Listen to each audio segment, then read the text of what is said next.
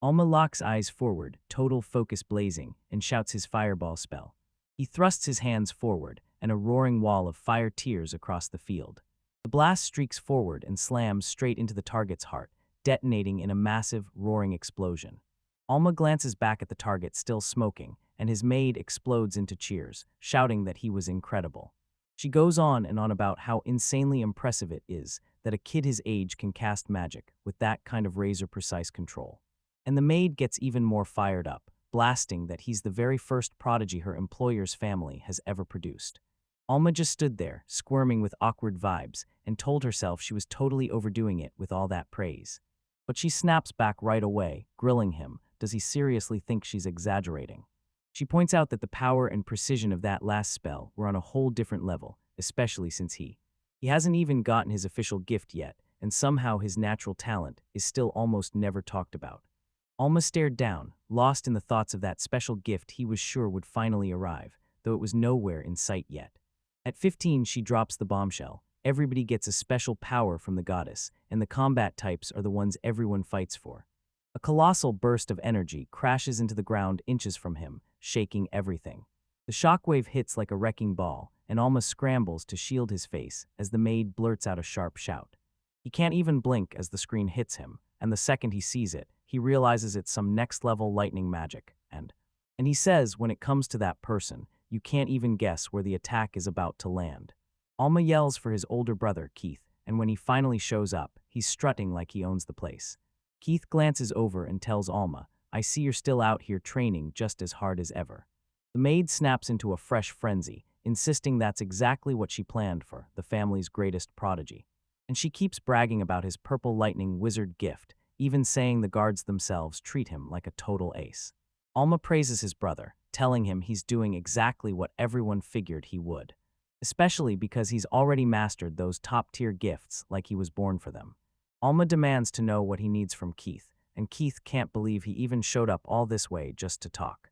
Keith freezes for a split second like a memory just snapped into place, and tells Alma that their father just managed to squeeze in a little time to see him right now.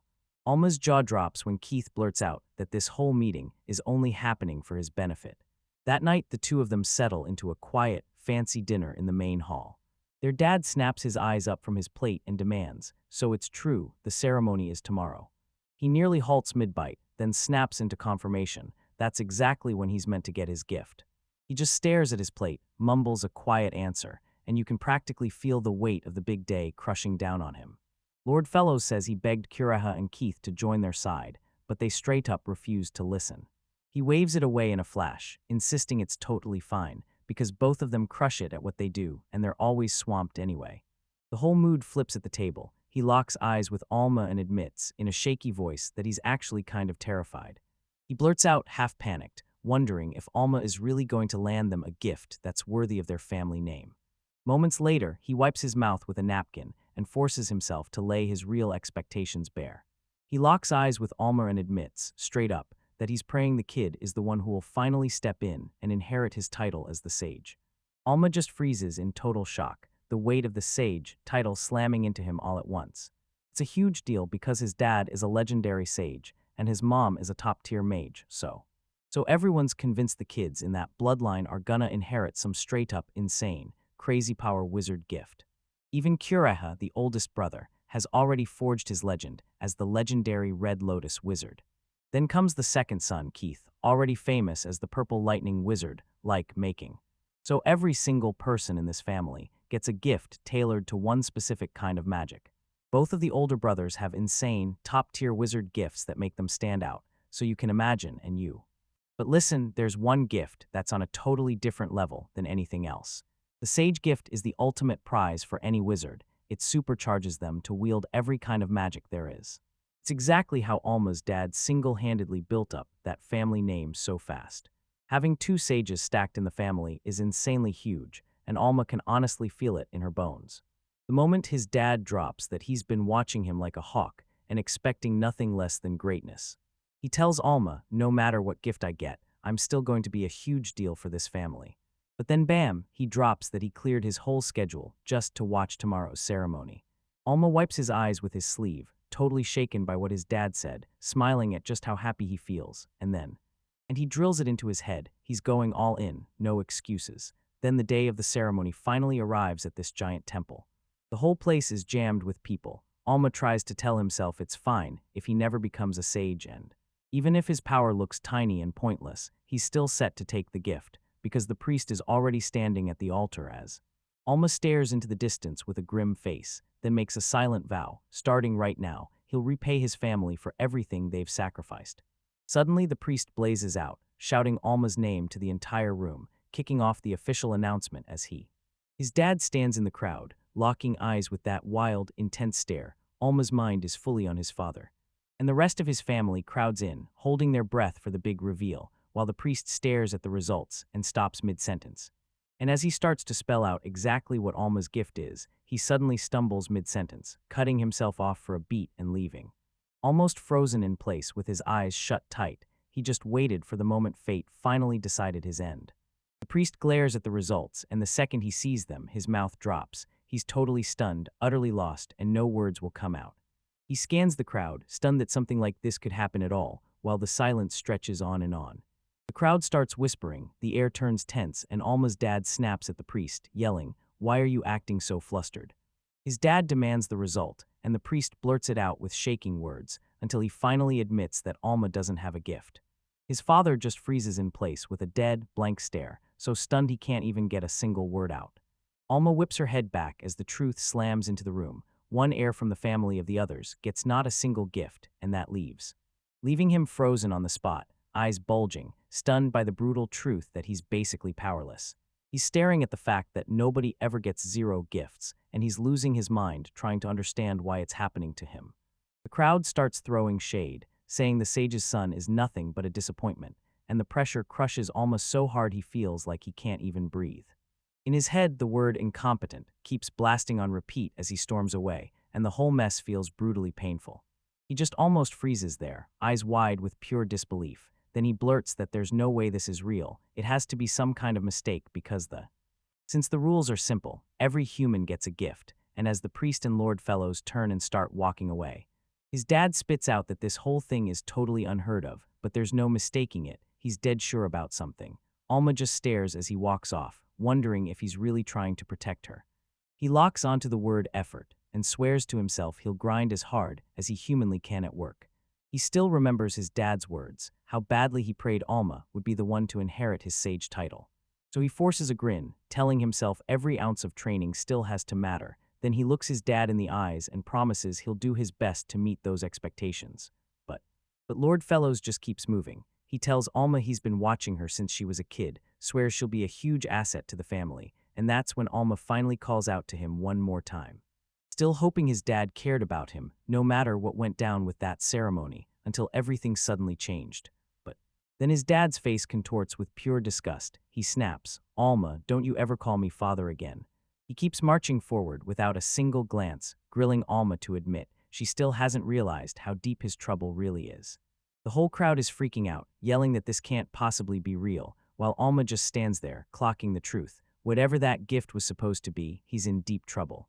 Lord Fellows looks 1 second from snapping, jabs his hand outward, and glares at his son with pure, raging disgust, and Alma's left standing alone in front of that massive stone archway, stunned, frozen in place as everyone turns their backs on him, while as his dad snaps that a lousy gift is one thing, but having nothing at all is pure catastrophe. The crowd erupts in whispers, and everyone starts muttering that the third son is nothing but a complete failure. And they start whispering like, is something rotten in the family bloodline? The crowd's noise keeps swelling, louder and louder. Then someone straight up asks if he can even hear the trash they're throwing at him, telling him he's crushed the family name and tossed it into the dirt. And while everyone else just shrugs it off, they chalk it up to him being some spoiled rich kid with no real talent at all to begin with, and they keep hurling shame at him. Alma's eyes start to brim with tears as he hears everyone tearing him apart. Then Lord Fellows roars at the top of his lungs, telling everyone the Fellows family wants nothing to do with that useless kid because he can't even pull off getting a single gift. He gasps out Alma's name one last time, like sealing a fate, then declares he's banished from the family forever, cutting him out for good, leaving all. He's almost passed out in some backwater tavern, looking wrecked and totally out of it, slumped over his drink, drowning his thoughts with one long, defeated sigh as his whole life crashing down finally hits him. Alma hears nearby whispers spill about how the famous guy's family was right there, and it hits him with a sudden, terrifying realization. The rumor that he got kicked out is already flying around everywhere. He grabs a drink as the worker says a pint costs 700 gold and things are about to turn, which makes him replay the 50,000 gold his family handed over right before they tossed him out, because he knows a place like that isn't home for someone as green as him.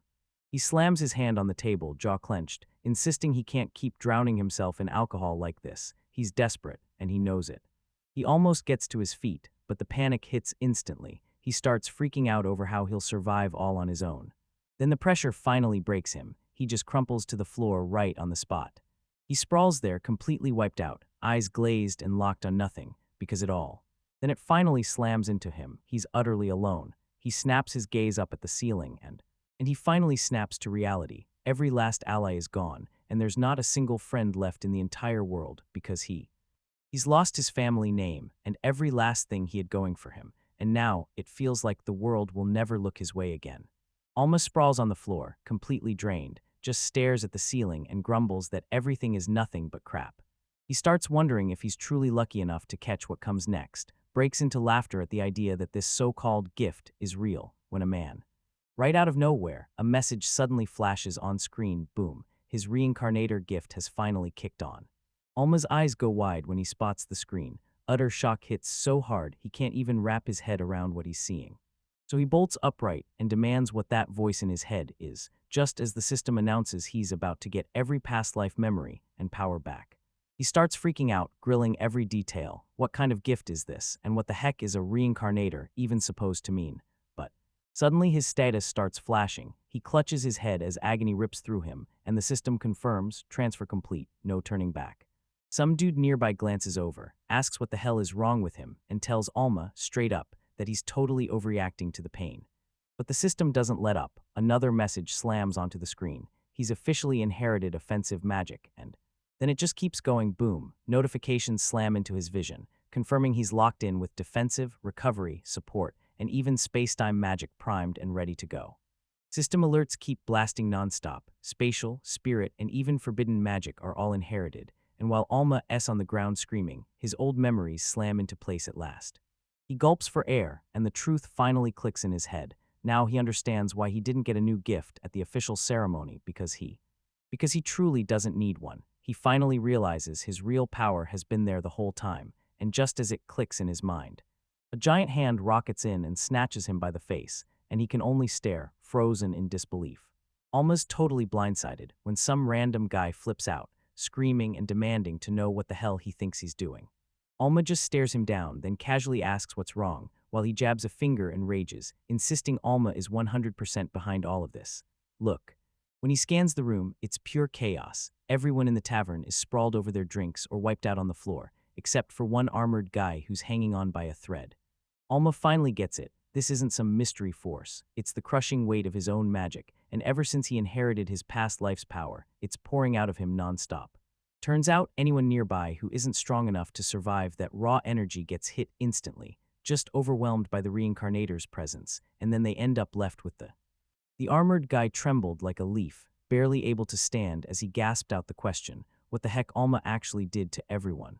The armored guy is totally cracking, wheezing hard as he blurts, "Alma, what the hell am I?" Alma just freezes there, awkward as hell. He blurts that he somehow wiped out every single person in the whole place, then immediately starts sweating like crazy and glaring straight at Alma. But Alma shoots her hand up, then blurts out, all shaky, that this is probably just some huge misunderstanding blowing up right now. He's done talking, shuts it down hard, and tells them there's zero point in arguing about it any longer. So he rockets forward, and Alma's eyes blow wide as she realizes he's got to move fast or it's over before the hit lands.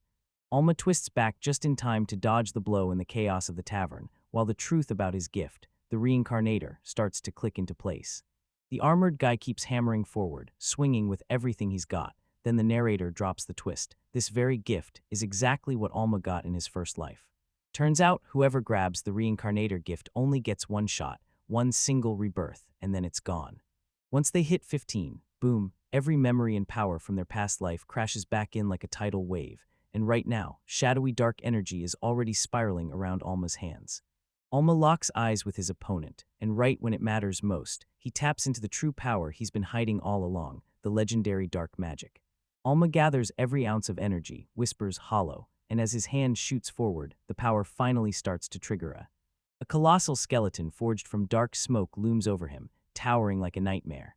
While everyone in the room just stood there, mouths open and breathing hard, Alma's mind raced back to how he chose to be strong in his first life. And he poured his entire second life into honing those abilities until they were flawless, setting the stage for what came next, leading to the... Right as it clicked in his head, he finally realized he had every scrap of magic he'd ever need for the... At the tavern now, everybody's sprawled out on the floor, completely knocked out. When he stares at his hand, it hits him. This is the exact moment his new life kicks off. The very next morning, whispers hit the town like sparks. People swear they saw the fellow's son hanging out at the tavern. But the guards are dead stumped. Everyone inside was found knocked out, and not a single one of them has the faintest idea how it happened. One of the armored guys cranes his neck at the towering buildings nearby, wondering if they'd be the perfect hideout, while the guards keep marching the streets, until one of them snaps at his partner to calm down, because he's way too tense about the search. Then the guy hits him with the real incentive. If they actually track down the kid, the family's handing over a fat gold reward, which Alma catches in the darkness as she crouches in the shadows of a nearby alley. He realizes fast, his tavern disaster is already blowing up in every direction, and everybody's talking about it. Balancing on a rooftop, Alma spirals over the fact that they exiled him anyway, so there's no way he can stay in the Empire, and he's gotta hunt down a brand new place to run before it's too late. That's when it hits him. Familia Kingdom sits just west of where he is right now, and he can't stop thinking about it. The brutal, powerful monarchy that's ruled for over 200 years and towers just as high as the Empire. And guess what? His past life comes back to him, clear as day. A safe house right there, even if he can't shake the fear that after 2 whole centuries it might not even be standing anymore. It suddenly slams into him. 200 years have blown past since he last walked the world. And he finally gets it. This whole Illistella Empire never existed while he was alive the first time.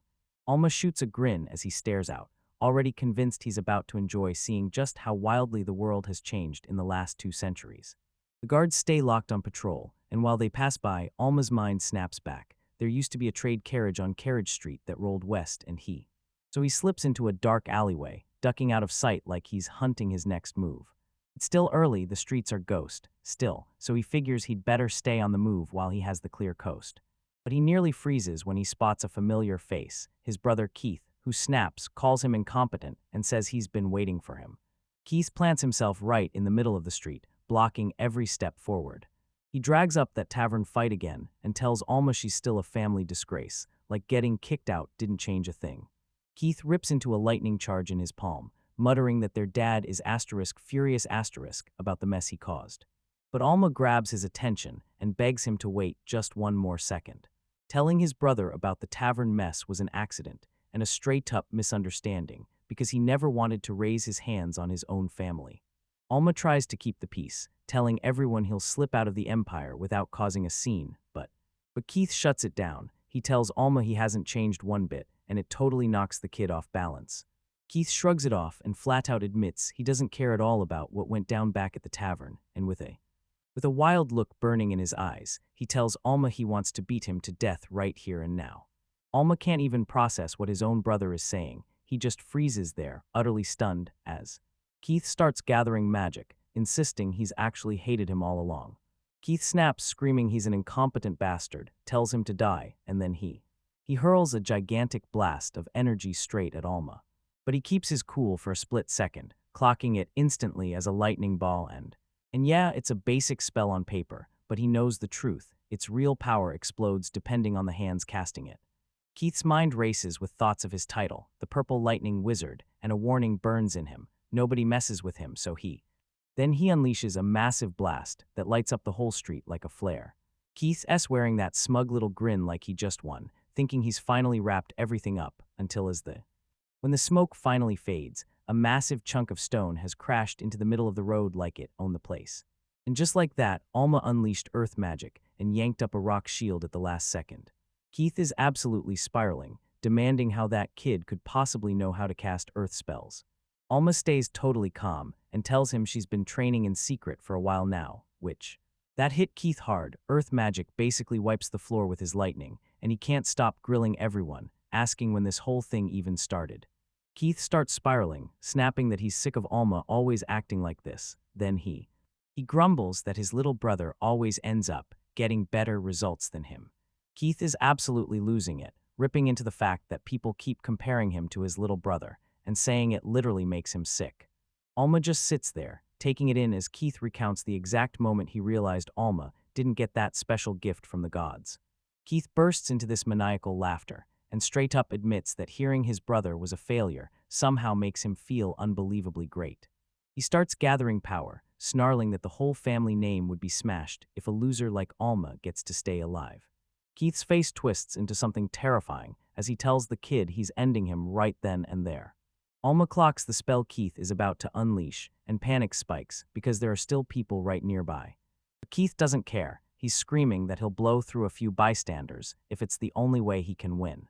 He shoots his hand up and shouts his lightning spell, El Regan ***, and you can feel the power roar as it starts to build. Alma realizes the thunder spear is built to blast clean through his earth shield, and he's spiraling into full-on panic, because if even one of those bolts misses, the innocent people out on the street are going to get hit hard.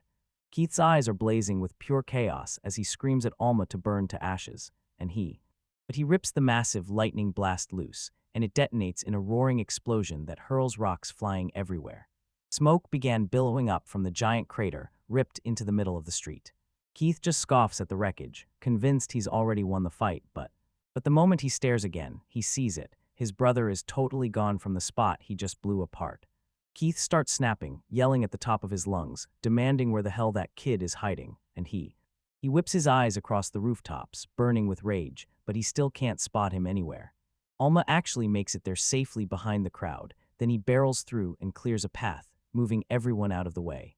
He hurled out a no-chant teleport spell and dropped everyone into safety, so smoothly even Keith never clocked him moving.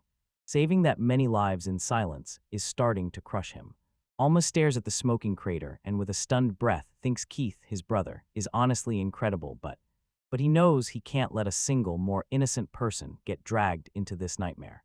Keith is drenched in sweat, whipping his head around like a man possessed, while Alma apologizes, because now he's ready to take her down, and he's doing it right now. Alma just stands there, hands clasped tight, bracing to unleash a. Meanwhile, Keith's still out in the street, lightning crackling all around him as he screams for Alma to finally show up. Alma stares at him, then admits it. His brother's lightning magic is pure power. Even with Keith putting on a huge show of power, a massive opening suddenly gapes right in front of him. So Alma just pops up right behind him and with zero hesitation tells him, "Yeah, I'm right here." He's standing right there. Keith whips around, totally stunned, yelling how the hell he even ended up behind him, but Alma shuts him down. She doesn't answer at all. She just tells Keith it's his turn to go on the attack. Keith snaps that Alma is an idiot, then shouts that there's no point in warning anyone when he's clearly aiming for a surprise attack. But Alma just fires back from the roof, saying he only pointed him to where he was. Because in his mind, the fight is already finished. Keith jolts his head up in total shock, and the words stick in his throat. Alma slams his earth magic into place, and the ground instantly rips apart. He hits a move called Rock Prison, and massive stone pillars explode up from the ground, trapping Keith inside. Keith stares in horror. There's no way out, just a solid wall of rock closing in on him from all sides. And he snaps completely, screaming at Alma not to look down on him as he thrashes and tries to break free. Alma doesn't even blink. He cracks his magic with lightning, and they latch on with a press lock, and boom, those giant rocks slam shut like a trap, crushing everything trapped inside. Keith is trapped in that rock prison, freaking out hard, because he can't wrap his head around how Alma is actually using lightning magic. Alma just stares him down and asks, "Did you notice what's really going on?" Because turns out Keith's huge lightning blast earlier didn't just hit, it magnetized every mineral under the ground. Alma tells him, "I'm just fueling this trap with my lightning, so I can crank my earth magic so hard it can't be broken." Alma scoops up the kid she just saved and sprints him to safety, while her brother remains trapped where he's stuck. The older villagers can't stop thanking Alma. They call him a straight-up lifesaver and gush their gratitude again and again. But Alma drops his gaze, guilt crushing him as he blurts out apologies, convinced the whole fight was his fault. But the villagers won't let him wallow in guilt. They grab his attention and tell him to lift his head. No matter how it kicked off, it all comes down to this. He was the one who stepped up and saved them. Alma hears them and at last cracks a tiny smile, whispering thanks as the tension finally starts to melt away. Keith starts snapping from inside his rock prison, screaming at Alma to tell him what's going on. He demands to know how Alma even got this much magic in the first place, and he pushes for answers, asking. Demands to know if he's been secretly holding back his real power this whole time. Keith spirals in his head, drowning in the shame that he failed his father and couldn't live up to the sage title. Then he snaps and yells at Alma for looking down on him. He keeps barking at him to answer, but Alma just stands there, looking crushed and hopeless. Almost starts slipping into the past, back when Keith was younger and he'd constantly show off his lightning magic, and explain that it wasn't only for fighting at all, it could actually haul and move things around too. Back then, Alma truly worshipped him, convinced they were just two brothers grinding away, throwing in a little friendly rivalry on the side. But seeing Keith's face right now makes it obvious. His brother is crushed, fully defeated. With everything shifting around him, Alma blasts a massive decision. He's done with the Empire, and he's riding east to escape the continent for good. Alma begs Keith, please don't follow me, then quickly corrects herself. She's actually heading west. He shuts his eyes tight and vows he'll never, ever face his brother's ruthless lightning magic again. Keith snaps and screams at the top of his lungs that if Alma said west, then he has to be heading east. Keith keeps yelling that Alma is an idiot, swearing he'll hunt him down and crush him no matter where he tries to hide, making. As Alma's smile hits him, he can't help thinking his brother is seriously simple, so he waves and tells him, take care. Alma storms off, shrinking into a tiny speck on the horizon as everyone else just freezes in place. One of the guys gapes in pure shock and blurts that Alma really vanished. The recap snaps to a calm street corner where the shopkeeper is just posted up at his stall, minding his own business and hanging out. Alma stands beside a horse-drawn carriage, clutching his gear, and finally the moment has come. He's ready to roll. The driver gestures him toward the road out of town, and Alma braces to rip himself free from his old life. Almost slides into the back of the horse-drawn carriage as it lurches into motion, leaning back hard while it starts the ride. He scanned the inside of the carriage, stunned it was his very first time riding one, and for a trip this long, no less. Across from him, a girl in a ribbon headband sits locked in, looking dead serious and has. When Alma spots her reflection, he suddenly locks in. He's seen her before, back in the plaza earlier, no question. He can't help but feel weird about how that coincidence just keeps happening, especially when she's just staring him down, and he can't shake the feeling she's got a reason for picking him. Suddenly, a voice booms from outside the carriage, demanding a moment with them, right as their world starts slipping. The driver's attention snaps when a pair of armored guards roll in and warn him that a dangerous wizard is allegedly lurking somewhere around here. The lead guard wastes no time and demands proof. He needs to confirm, down to the last name, exactly who's on board. Alma and the girl both lurch forward, hungry to see what's causing the chaos as the guards kick off their inspection. The guard kicks things off by grilling the man in the vest. Got any ID on you? He leans in and tells everyone, I'm Tristan from West Farms, then points to the woman beside him and calls her his wife, while he's about to lose it, no ID at all, and his mind even screams to use teleportation to bolt.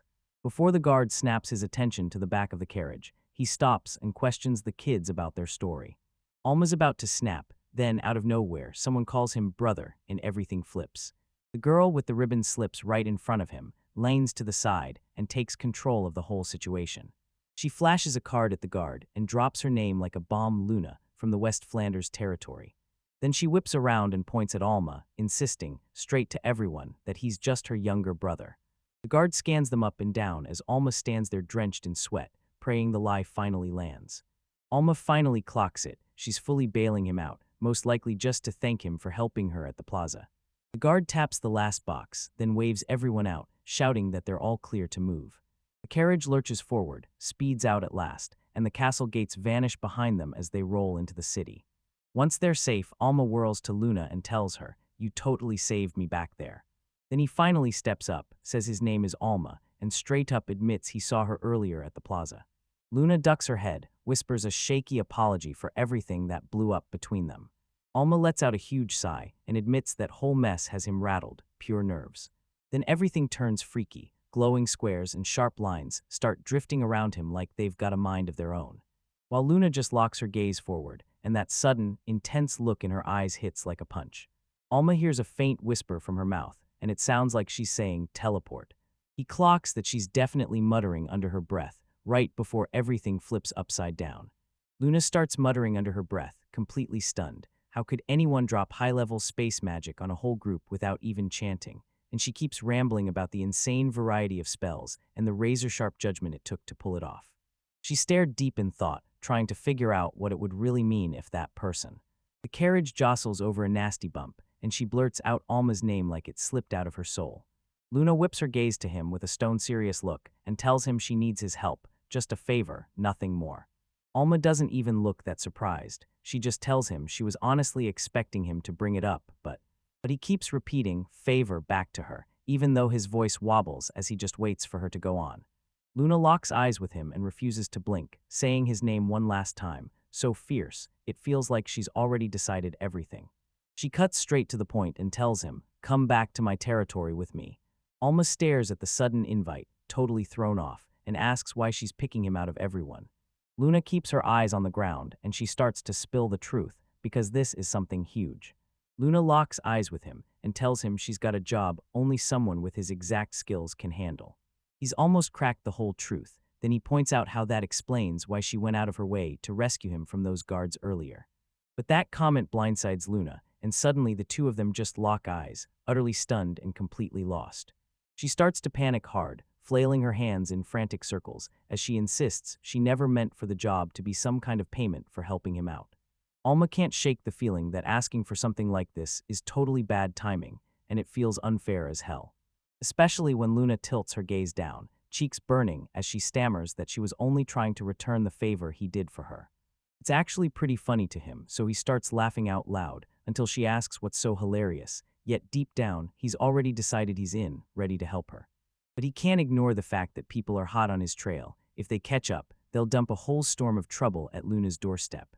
And just as his hesitation hits, she notices it immediately, eyes down as she admits the invite came out of nowhere, way too sudden. She tells him straight up to chill, he doesn't have to rush. If there's anything else he needs to take care of first, then go do that. Almost sits there in the carriage, quiet for once, replaying the fact that there's finally something he actually wants to chase. It hits him like a jolt. This is just like the choice he made in his past life, when he trained like a maniac, mastered magic, and chased nothing but one thing, real happiness this time. But when he finally looks back, he realizes he never truly figured out what he was supposed to do with all that power. So he finally decides to straight up ask Luna what happiness really means to her. Luna's brows knit at his random question, and she blurts out, "Why are you bringing that up out of nowhere?" So Alma tells her it's just for reference, and that hits her so hard she freezes, then starts thinking it through. When she finally speaks up and says it's family, Alma freezes, stunned that the answer is that simple. Then she dives into it, telling everyone back in Flanders how much she genuinely loves the people there, and admits that her biggest dream is nothing more or less than seeing her friends and family stay happy always. Then she glances his way and asks, "Does that answer you?" And he just freezes, because her goals are so crystal clear it blows his mind. Alma replays what she said, "I'm happy when my family is happy," and as she thinks it through, he tells her, "That's a really beautiful way to live." Tristan suddenly shouts from the other end of the carriage, and drops that he knows Alma's been getting crushed by his older brother. The two of them freeze for a split second, then Tristan blurts out an apology and admits he couldn't help overhearing their conversation. He snaps into a serious stare, admitting he doesn't have every single detail of what really went down, but he finally blurts out the question, did Alma really get kicked out of his own home? The carriage falls silent as Tristan blurts out loud, wondering if this whole trip is really just a setup for Alma to get her revenge. Alma stares at his own hands, clenching them hard as he finally admits, yeah, he's pissed off at how everything turned out. He tells you that even after betrayal crushed him and stole everything he fought for, something inside him still won't let go. Because he'd rather do anything than damage the place that raised him or the people still living there, no matter what went down. Luna simply meets his eyes with a gentle smile and tells him she always knew, because he's just that ridiculously kind, like it was impossible not to notice. Alma drops his gaze and admits it, he just doesn't have the nerve to carry out revenge, so he starts to. He rushes to Luna's side, apologizes, and tells her he needs a little time to process her request, then asks if she'll give him just one night. Luna nods like she understands, then tells him, "Just give me your answer tomorrow," as the carriage keeps rolling forward. Alma glances at her and blurts out a heartfelt thank you for sticking with her, and as they sit there, he swears, straight to her face, that by next morning he'll have his final answer ready. Meanwhile, back at the estate, Keith snaps, completely losing it, and screams for his father. And rage is boiling in him. He's shaking, demanding his father finally hand over the green light so he can go out and take Alma down. Right then, a maid bursts into the room to deliver the update on the whole situation. And then she drops the bombshell. The Lord actually ordered Alma be brought back home, and Keith is left completely rattled, like his world just tilted. Everything changed the second the word spread. Keith didn't just lose, Alma crushed him in their fight. Lord Fellow sinks into his library chair, staring at the ceiling as he realizes Alma's insane power could rocket the family's reputation, no matter how the kid may have no gift. And back in the hall, Keith totally snaps. He's clenching his fists so tight they're trembling. Just repeat. He kept muttering to himself, insisting this whole mess was pure trash. He suddenly realizes one thing: if Alma really crawls back home, his life won't just snap back, it'll probably get worse for him. So he glances back at the maid with a grim face, launches into a slick lie that he's headed east, and then he slams the brakes, lanes in, and orders her to deliver his exact message to his father. No misses, no changes. He wants him to hear it word for word. Today, Keith orders her to report that Alma is heading west toward familiar territory, and the maid just snaps a nod like, got it. Keith stands there drenched in sweat, radiating pure intensity as it finally hits him, like reality is sinking its teeth in because he just crossed a terrifying line. He openly started plotting against his own father. He spirals over how messed up his plan is, but he can't stop smiling, because now he's the only one who knows Alma is really riding east. Keith clenches his fist to his chest, realizing with a jolt that the choice he just made has no off-ramp. There's no turning back now, and he flashes a razor-dark grin, already imagining the moment he finally makes Alma pay for every bit of humiliation he's been swallowing lately. He strides down the hallway, laughing like a villain, totally oblivious that his fake report is actually 100% right about Alma's route. So the family's pursuer finally bites and tracks Alma's trail west, right on schedule like Keith promised. But because Keith swears he lied, he storms off alone to roam the east, searching for a brother who may not even exist.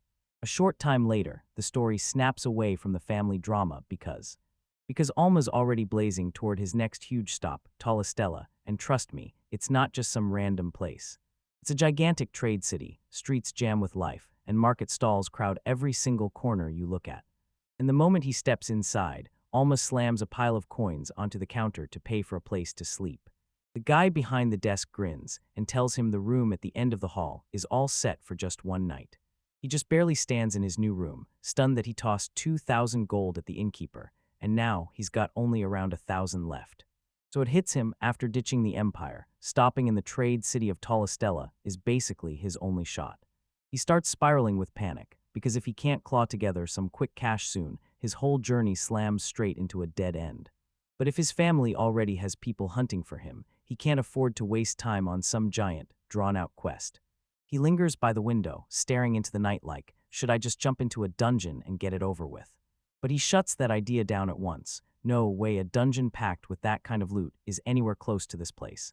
The second he blurts out the word treasure, a brutal memory from his past life snaps into place. Then he jerks his hand up as reality starts shifting, and then he pours every ounce of power into his spatial magic, shouting the item box skill like a command.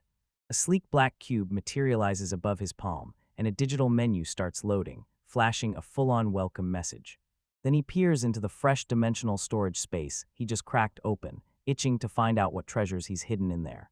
Alma stares as his storage space flares to life with his mana, and yeah, the box size totally shifts based on the user's magical power, so he checks everything, lets out one huge sigh of relief, and boom, turns out every piece of his old life made the trip over perfectly.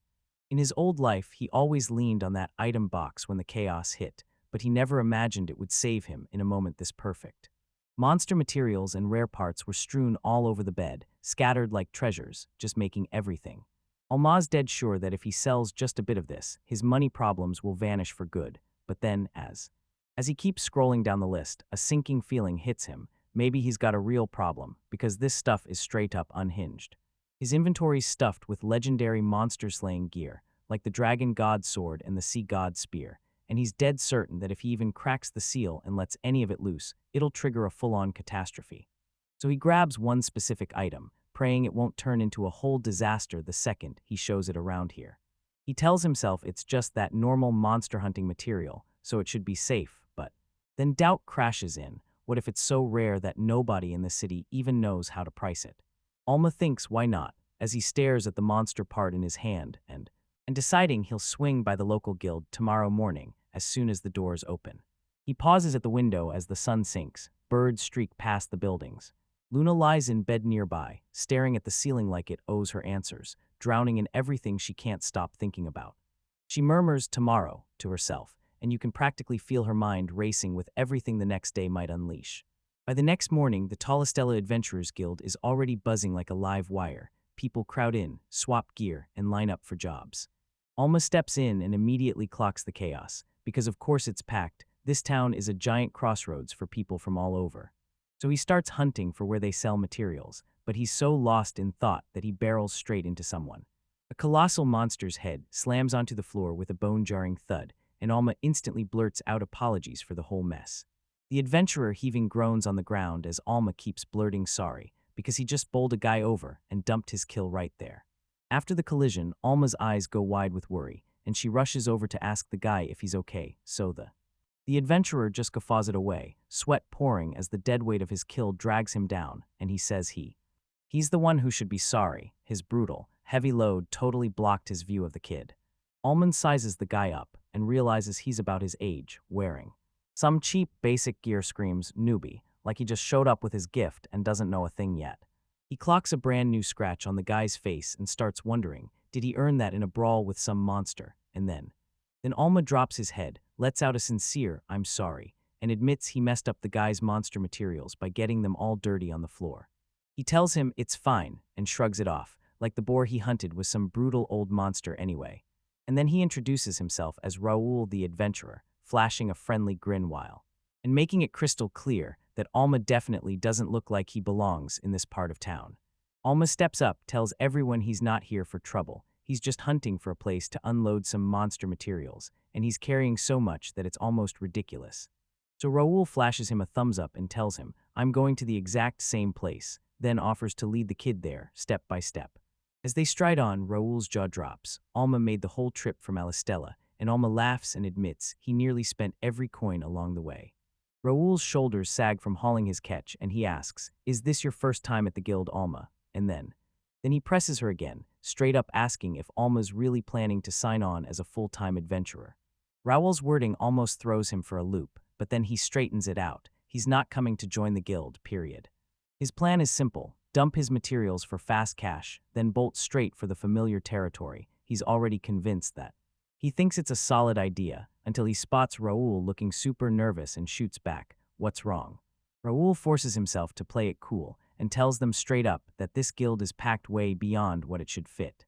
Has forged a twisted little food chain among the members, and it's been giving Raoul nonstop trouble lately.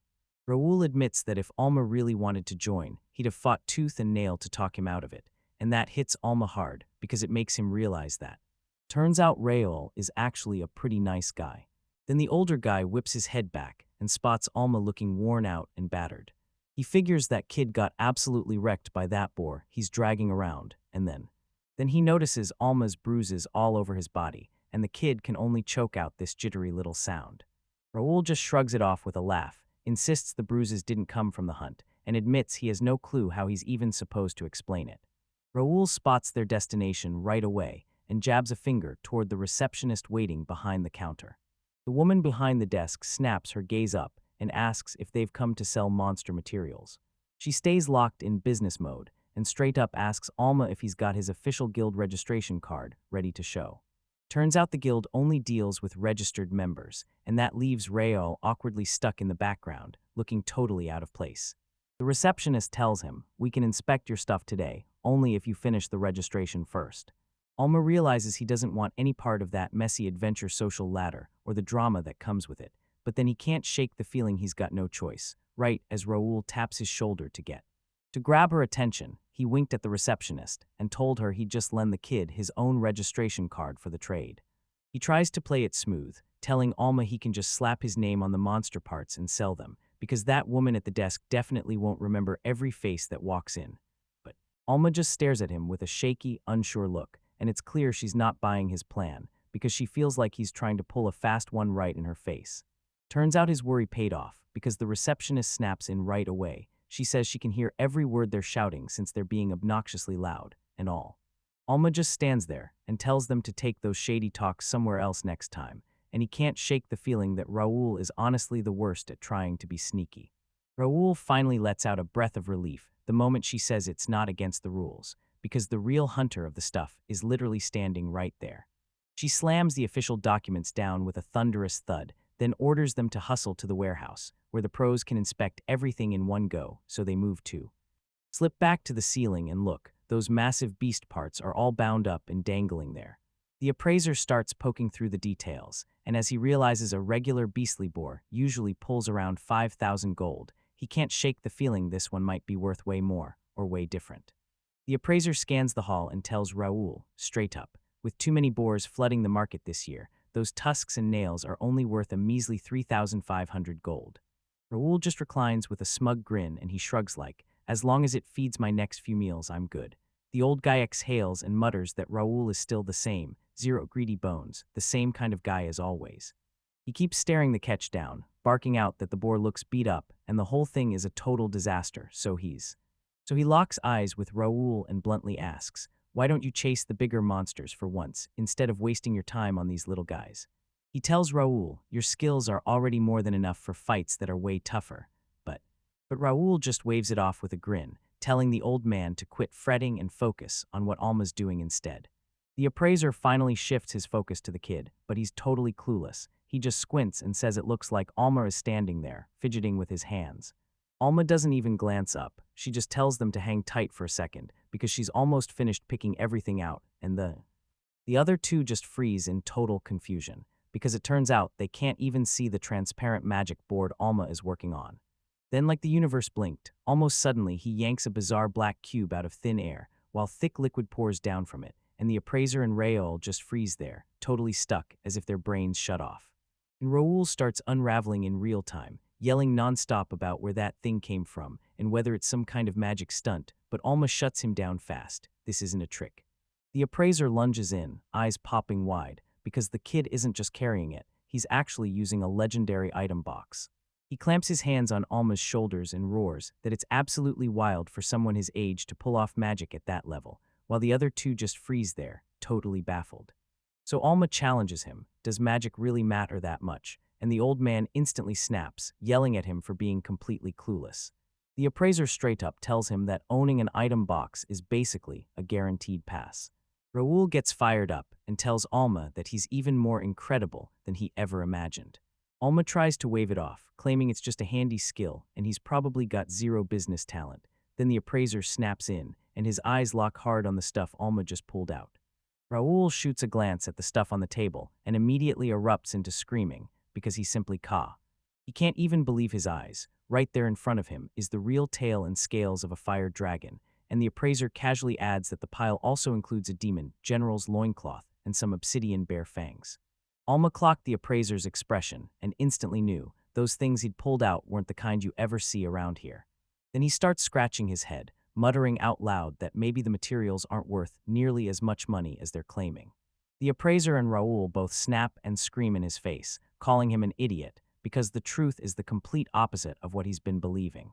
The old man snaps, demanding to know why the kid is lugging around rare treasures you can't even buy anywhere, and Raoul blurts that a fire dragon is a horrifying, high-tier threat, while Alma just keeps nodding along as they all shout. The appraiser won't stop. He keeps talking about how a fire dragon is so deadly that even low-level hunters would get seared to a crisp just for standing nearby. But then boom, the old man drops everything, hits his knees, and begs Alma to let the guild buy it all right now. He starts rambling that Alma's probably just shopping around, hitting different places to see who'll cut the best deal, because he's terrified that if he blows this one shot, he'll never get these items again, so Alma steps in, reassures him, and tells him it's totally okay to sell it to them. The appraiser can't believe this luck, and he blurts out, wait, are you really serious about this deal? To make sure the kid means it. Which leads to Alma telling him, you're good, just stop crawling on the floor like a full-on lunatic. The appraiser starts wiping his eyes and getting choked up, swearing to Alma he'll score him a killer price if he can just have a second to wrap up the job. Then the old man hunches so far over his desk he almost disappears, pouring every ounce of focus into examining those rare materials. Raoul snaps completely, screeching the final price of $2.5 million while he stands there, mouth gaping like he can't believe it. He tells Alma, "I've never seen that much money in one spot in my whole life," and even Alma can't quite make herself believe it. When Alma scans the report, her eyes lock on it. One single scrap of material is worth a whole fortune, which means that when he finally checks what's inside his item box, he realizes it's worth way more than he ever imagined, so he clamps down on his past and keeps quiet.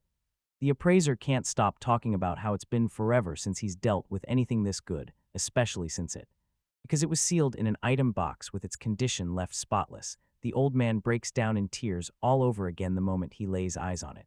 He tells the two of them to take the report to the front desk, since he's got barely any cash on him, so Alma shoots the guy a polite bow and gives him a warm thank you for helping with the appraisal.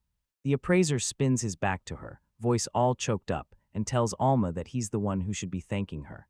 Then the receptionist screams the $2.5 million price tag, and the whole guild freezes, heads snapping to her like magnets. Because they're stuck waiting on the cash, the guys swing out for food, and Raoul can't shake the guilt, watching Alma foot the bill for his lunch. But Alma waves it off and tells him, "Don't worry, no way that appraisal turns out this good without you there." Alma even offers to pay him a commission, but Raoul cuts in and tells him to ditch the formalities and call him by his name. They're the same age. They huddle around the table, scarfing down their plates just to pass the time, while the guild staff scrambles to pile up that huge stack of money. Between bites, Raoul peppers Alma with questions. How did she get such top-tier materials, and did she really take down that monster with her own hands? Alma realizes he can't exactly spill the truth about being a reincarnated prodigy, so he clamps down and keeps his past life under wraps. Swaying Raoul with a fake sob story, I claimed his parents handed him those items as a sweet goodbye, right before they threw him out of the house. Raoul bites the bait, and the second he looks up, his face says everything. He tells Alma this whole thing sounds like he's been wrecked by one bad trouble after another. Raoul realizes he overstepped, apologizes for being rude, and just when he thinks he's ruined the moment, Alma shrugs it off like it's nothing. And right here, he's actually relieved, grateful his parents kicked him out of the house. Raoul locks eyes with him and lets out a small laugh, telling Alma he's insanely strong. Saying they stay positive isn't just optimism, it's a strength all by itself. He glances aside for a moment and blurts out that he'd kill to have that kind of strength. Alma spots something off and immediately asks if it's the reason behind the bruises she's seeing all over Raoul's body, which catches Raoul completely off guard, forcing him to finally admit that the old man at the shop said the exact same thing. He can't handle fighting enemies stronger than him. He finally admits the truth. Every time someone stronger stands in front of him, his body immediately betrays him, shaking like it has no control. It's not like he has no chance to win or he isn't ready for this fight, but the second doubt hits like they're stronger or I might lose. Panic crashes in and hijacks his nerves. Raoul blurts out that his body straight up seizes on him. He gets so locked in place that he can't move, like his muscles just shut off. He scratched his head and admitted, yeah, being an adventurer probably isn't his calling. But then it almost stops him cold, insisting that if being strong even counts for one guy, Raoul has to be strong too. The comment slams into Raoul like a punch, and he just freezes there, utterly stunned, completely speechless as Alma tells him, "You're one of the best guys I've ever met," and honestly, that hits harder when he spends the entire day helping strangers. He explains that being that kind of person isn't some easy feat most people can pull off. And any crew trying to forge a real powerhouse would be insanely lucky to have Raoul standing with them. Alma's mind drifts back to everything, how he'd always been a loner, even in his past life, never really having a real crew, but he snaps his focus back to Raoul and tells him this, being sharp to danger is exactly what turns someone into a real warrior. He ends it with a brutal truth. If the adventurers can't read the moment to stop, death is the only thing waiting for them. Alma locks eyes with him and tells him Raoul is going to land one day on a top-tier adventure. And he even swears he'll vouch for him personally. Raoul just stares back, visibly shaken by all that support. He flashes a grateful smile at the compliment, but inside he's like, wow, Alma's got a vibe that makes her feel way older than us. Alma finally gets it, because after living a whole 100 years in his past life, he's now over a century old, and he's like, yeah, it's really true. They just freeze in the guild for a heartbeat, and then some random guy's voice slices through the room, laughing at him and asking mockingly how someone so small like him is doing. A bunch of tough-looking dudes strut in like they own the whole place, and before you even catch your breath. Raoul starts looking completely on edge, while Alma just stands there, staring like she's trying to crack the whole mystery. Right before this massive dude with a jagged scar across his face suddenly stops in front of them, towering over. The two of them glanced down first, then offered Raoul a real casual greeting like it was nothing. Raoul looked totally rattled as he called the big guy Evan and tried to blurt out that he really was planning to pay this month's fee soon, but Evan brushes it off for now and leaves Raoul standing there, totally baffled by what the guy even wants. He snaps his gaze to Alma and tells her he heard about that kid who dumped a mountain of stuff at the shop earlier today. And he's gushing about how even people outside the guild are talking about him, while Raoul just awkwardly nods along. Evan flashes a smug grin and tells them straight up, this guild doesn't run on vibes, it runs on strict rules, like the one that says, every adventurer here has to fork over a fee, because when things get rough, you'll only get help if you've paid in. He leans in even closer and tells Alma, since I'm the new guy in town, you're paying that registration fee right now. He slammed his hand onto their table, lined over their lunch, and made it crystal clear he wasn't playing. His face contorts as he glares at Raoul, demanding to know what the hell he thinks he's doing, hanging around with this kid. But Alma just flashes a tiny smirk, locks eyes with Evan, and tells him straight up he's totally wrong about how this is going down. Raoul lunges in to take control, snaps at the thugs that Alma isn't some real adventurer, she's just a client, and she's using the guild today. And since he's not even a member, there's zero reason he should cough up a single cent to those fake fees. That doesn't sit right with Evan. His face contorts as he snaps to Raoul that he's basically begging for trouble now. He yanks Raoul by the head, taunts him for acting high and mighty just because they scored some cash, then snarls that it's time for round 2 of the beating. Raoul roars for Alma to run, but that kid just freezes there, utterly lost, like he can't even begin to understand what the hell these guys are talking about. Just then, the receptionist girl blurts out from across the room that the paperwork is messed up, and Alma has to come to the desk, like, right now. She locks eyes with him, stone-faced, daring him to bail out of this mess before things go any further. Raoul pushes himself up, his chair shrieking across the floor, and tells Alma to go on ahead. He'll stay back to wrap up a little business. He slapped the kid's shoulder with a warm pat, flashed a quick smile, and told him he'd catch him again later. With the tension finally snapping, Evan and his crew sprint for the exit, those heavy doors clanging shut right behind them as they burst out of the building. He just stands there, utterly frozen, while the receptionist refuses to meet his eyes, so stressed out it's practically spilling off her. He looks down and boom, Raoul shoved something into his hands just before he marches off with those thugs. And it's Raoul's adventure card, so the kid just stands there, baffled, wondering why in the world he'd hand something like that over for free. Alma can't stop replaying the fear on Raoul's face from just seconds ago, and it's crystal clear something's seriously wrong. The receptionist leans in close and spills the secret. Those 3 guys are actually some of the rare B-rank adventurers still roaming the city. She's like, yeah, when it comes to fighting we're top tier, but our behavior, that's a total nightmare. And people are whispering that they've been strong-arming adventurers, raking in adventurers' fees, and shaking them down for every last reward. Apparently, anyone who refuses gets dragged into a grim lesson for the others, yet with how talented they are, even the guild staff can't step in and stop it. Alma stares at her and fires back. Did she really drag him to the desk just to help him slip away? She admits Raoul likely threw himself out as bait, letting him slip away, and even left his card behind so Alma could still cash in. The receptionist drags a heavy bag across the counter and tells Alma this is the full payment for his materials. She leans in close, locks eyes with him, and drops her honest opinion. She's dead serious. He needs to vanish out of there as fast as he possibly can. Meanwhile, in that grim alley, Raoul's slumped against the wall, totally drained, while Evan towers over him and tells him to just give up. Evan starts rummaging through Raoul's things and grumbles that the man barely has any money at all. And when he glares at the empty wallet, one of his thugs pipes up, asking if they should just turn around and snatch that kid instead. Raoul tries to stand his ground, but pure terror shakes him so hard that his sword rattles in his hand. The thugs just smirk and laugh at him, egging him on, mocking how hard he's trembling while he desperately tries to play it cool. Evan leans right into Raoul's space with a nasty grin and snaps that he should just quit fighting and join them. He slides in with an offer, swearing that if he helps them out, he'll pocket a cut of the money, maybe even score a way better rank. Because the kid already trusts Raoul, the plan is almost too easy. Just get him into the alley, and those thugs will handle the rest of the dirty work.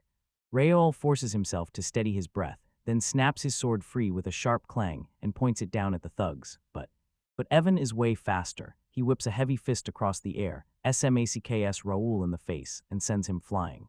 He stumbles backward as Evan needles him nonstop, screaming that he needs to stop pretending he's tough, obey the orders, or die. Raoul is a total wreck, bleeding, wheezing, hands shaking like crazy. Then suddenly he starts laughing through the pain, daring the seniors to guess what they've got coming. Even though they've only just met, Raoul can tell Alma isn't on the same planet as the rest of them. She's on a whole different level. He can't stop thinking about how Alma just shrugs and pulls off high-level magic, then somehow snags rare items like it's no big deal at all.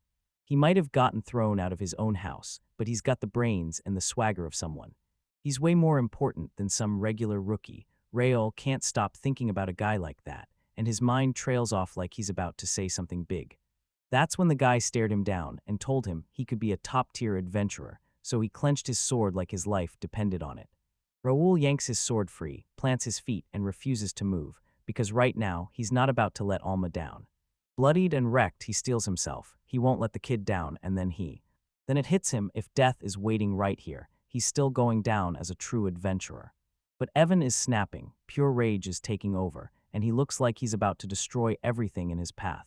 Standing over the kid, Evan spits out cruel jokes, mocking him for cosplaying a hero, while all lies melt into a pool of blood, and Evan snaps that the guy's just a nuisance, so they should kill him so they can slap those slaves to work and track Alma later, and Evan raises his sword to finish the job right then. Raoul is barely hanging on, choking out an apology to Alma, because in his mind, he's nothing but a failure. As he sinks into that thought, everything around him blurs and fades, because becoming a top adventurer was never anything but a dumb dream. Right then, Alma bursts onto the top of the stairs, and what he sees lights a fuse of pure fury in his face. Raoul jerks his gaze up from the floor, stunned beyond words to find Alma standing right there, and he just can't wrap his head around the fact that this kid really showed up. Evan just smirks at the sight, chuckling because the kid was so clueless he actually walked in here all alone. Raoul slams out a warning, yelling at Alma to run, because these guys are the town's top-ranked adventurers, and they're coming only for his money. But Evan snaps, shuts him up with one brutal stomp. His heavy boot drives straight into Raoul's back, and the impact hits like a truck, leaving Evan.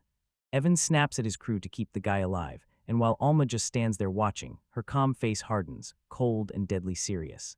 With a smug grin plastered across his face, Evan leans in and asks the kid, "So you ready to hand over all your money yet?" He figures $2.5 million for 2 lives is a pretty solid deal, but Alma isn't exactly trembling. Alma plants his feet and fires back, asking if Evan is really the top drinking adventurer in this place. He locks eyes with the guy and flat out tells him he doesn't look the part at all. Then Alma lets out a heavy sigh and snaps. Evan's the exact kind of guy who blabs nonstop while the enemy's standing right there in front of him. Evan's mood swings hard, and he snaps to Alma that the kid's clearly hunting for a world of pain. Evan was about to let him walk if he paid up, but now the nice act is over. He slams out a thunderous roar and yells for Peter and Jake to get ready. Peter snatched a bottle of iron skin drug out of the air, then flicked the buff straight to his leader in a blink. Jake shuts his eyes and slams the trigger on his aggressive power magic, cranking Evan's physical enhancements even harder. Evan bursts into laughter as his muscles bloat and his skin starts popping and creaking, towering over the kid as he grins. "A sword was never my real weapon." To prove he wasn't bluffing, he slams the hilt of his own sword into dust with one brutal hand, and then he starts flexing and bragging that his arms are as strong as an ogre's, and that his skin is so rock hard that not even a blade can break through. He drops his gaze on Alma and tells him he's got zero shot of winning this fight, yet the kid just stands there, looking completely unimpressed. Evan snaps, rockets across the floor at full speed, and just as he whips a brutal fist straight toward Alma's head, snarling for him to die, while the kid just doesn't even blink. Alma doesn't even flinch. He just shoots his hand out and snatches Evan's huge powered-up fist like it's nothing, freezing the whole attack in its tracks. Evan freezes in shock and barely manages to blurt out a confused noise before cold sweat starts pouring down his face. The 2 lackeys in the crowd straight up snap, screaming that there's no way a kid could just end a hit like that. With the giant cradled in his arms, Alma's mind races. Back in his past life, he used to believe magic was the only weapon he'd ever truly have. But then it hits him, this time's body. He was born with is freakishly stronger than anything Evan is boosting with his buffs right now. To prove it, he yanks Evan by the clothes and crashes his forehead straight into the guy's face, shattering his nose on the spot. Jake and Peter just freeze on the spot, mouths gaping as what they're seeing completely wrecks their ability to move. Evan's dazed, blood pouring from his nose, barely able to squeeze out a sound as Alma yanks his fist back for a brutal follow-up. And then he swings and boom, launches a punch so lightning fast it whistles through the air. The impact is so brutal Peter and Jake just freeze in place, staring as their leader gets blasted clean off the ground. Evan lies face down in a huge crater carved into the back wall, while Peter and Jake just stand there, totally stuck in place, staring like they can't even move. Peter realizes those magic buffs and strengthening drugs couldn't save Evan for even a second, so he turns to Alma and calls her a total monster. Alma lets out a weary breath as pain spikes in his throbbing hand, and he can't help but think, yeah, I'm still not exactly good at landing hits on people. Evan's in full denial. His brain can barely catch up to the fact that he got absolutely wrecked in just 2 hits, but he manages one weak groan and then rips himself up anyway, hauling his body back to its feet.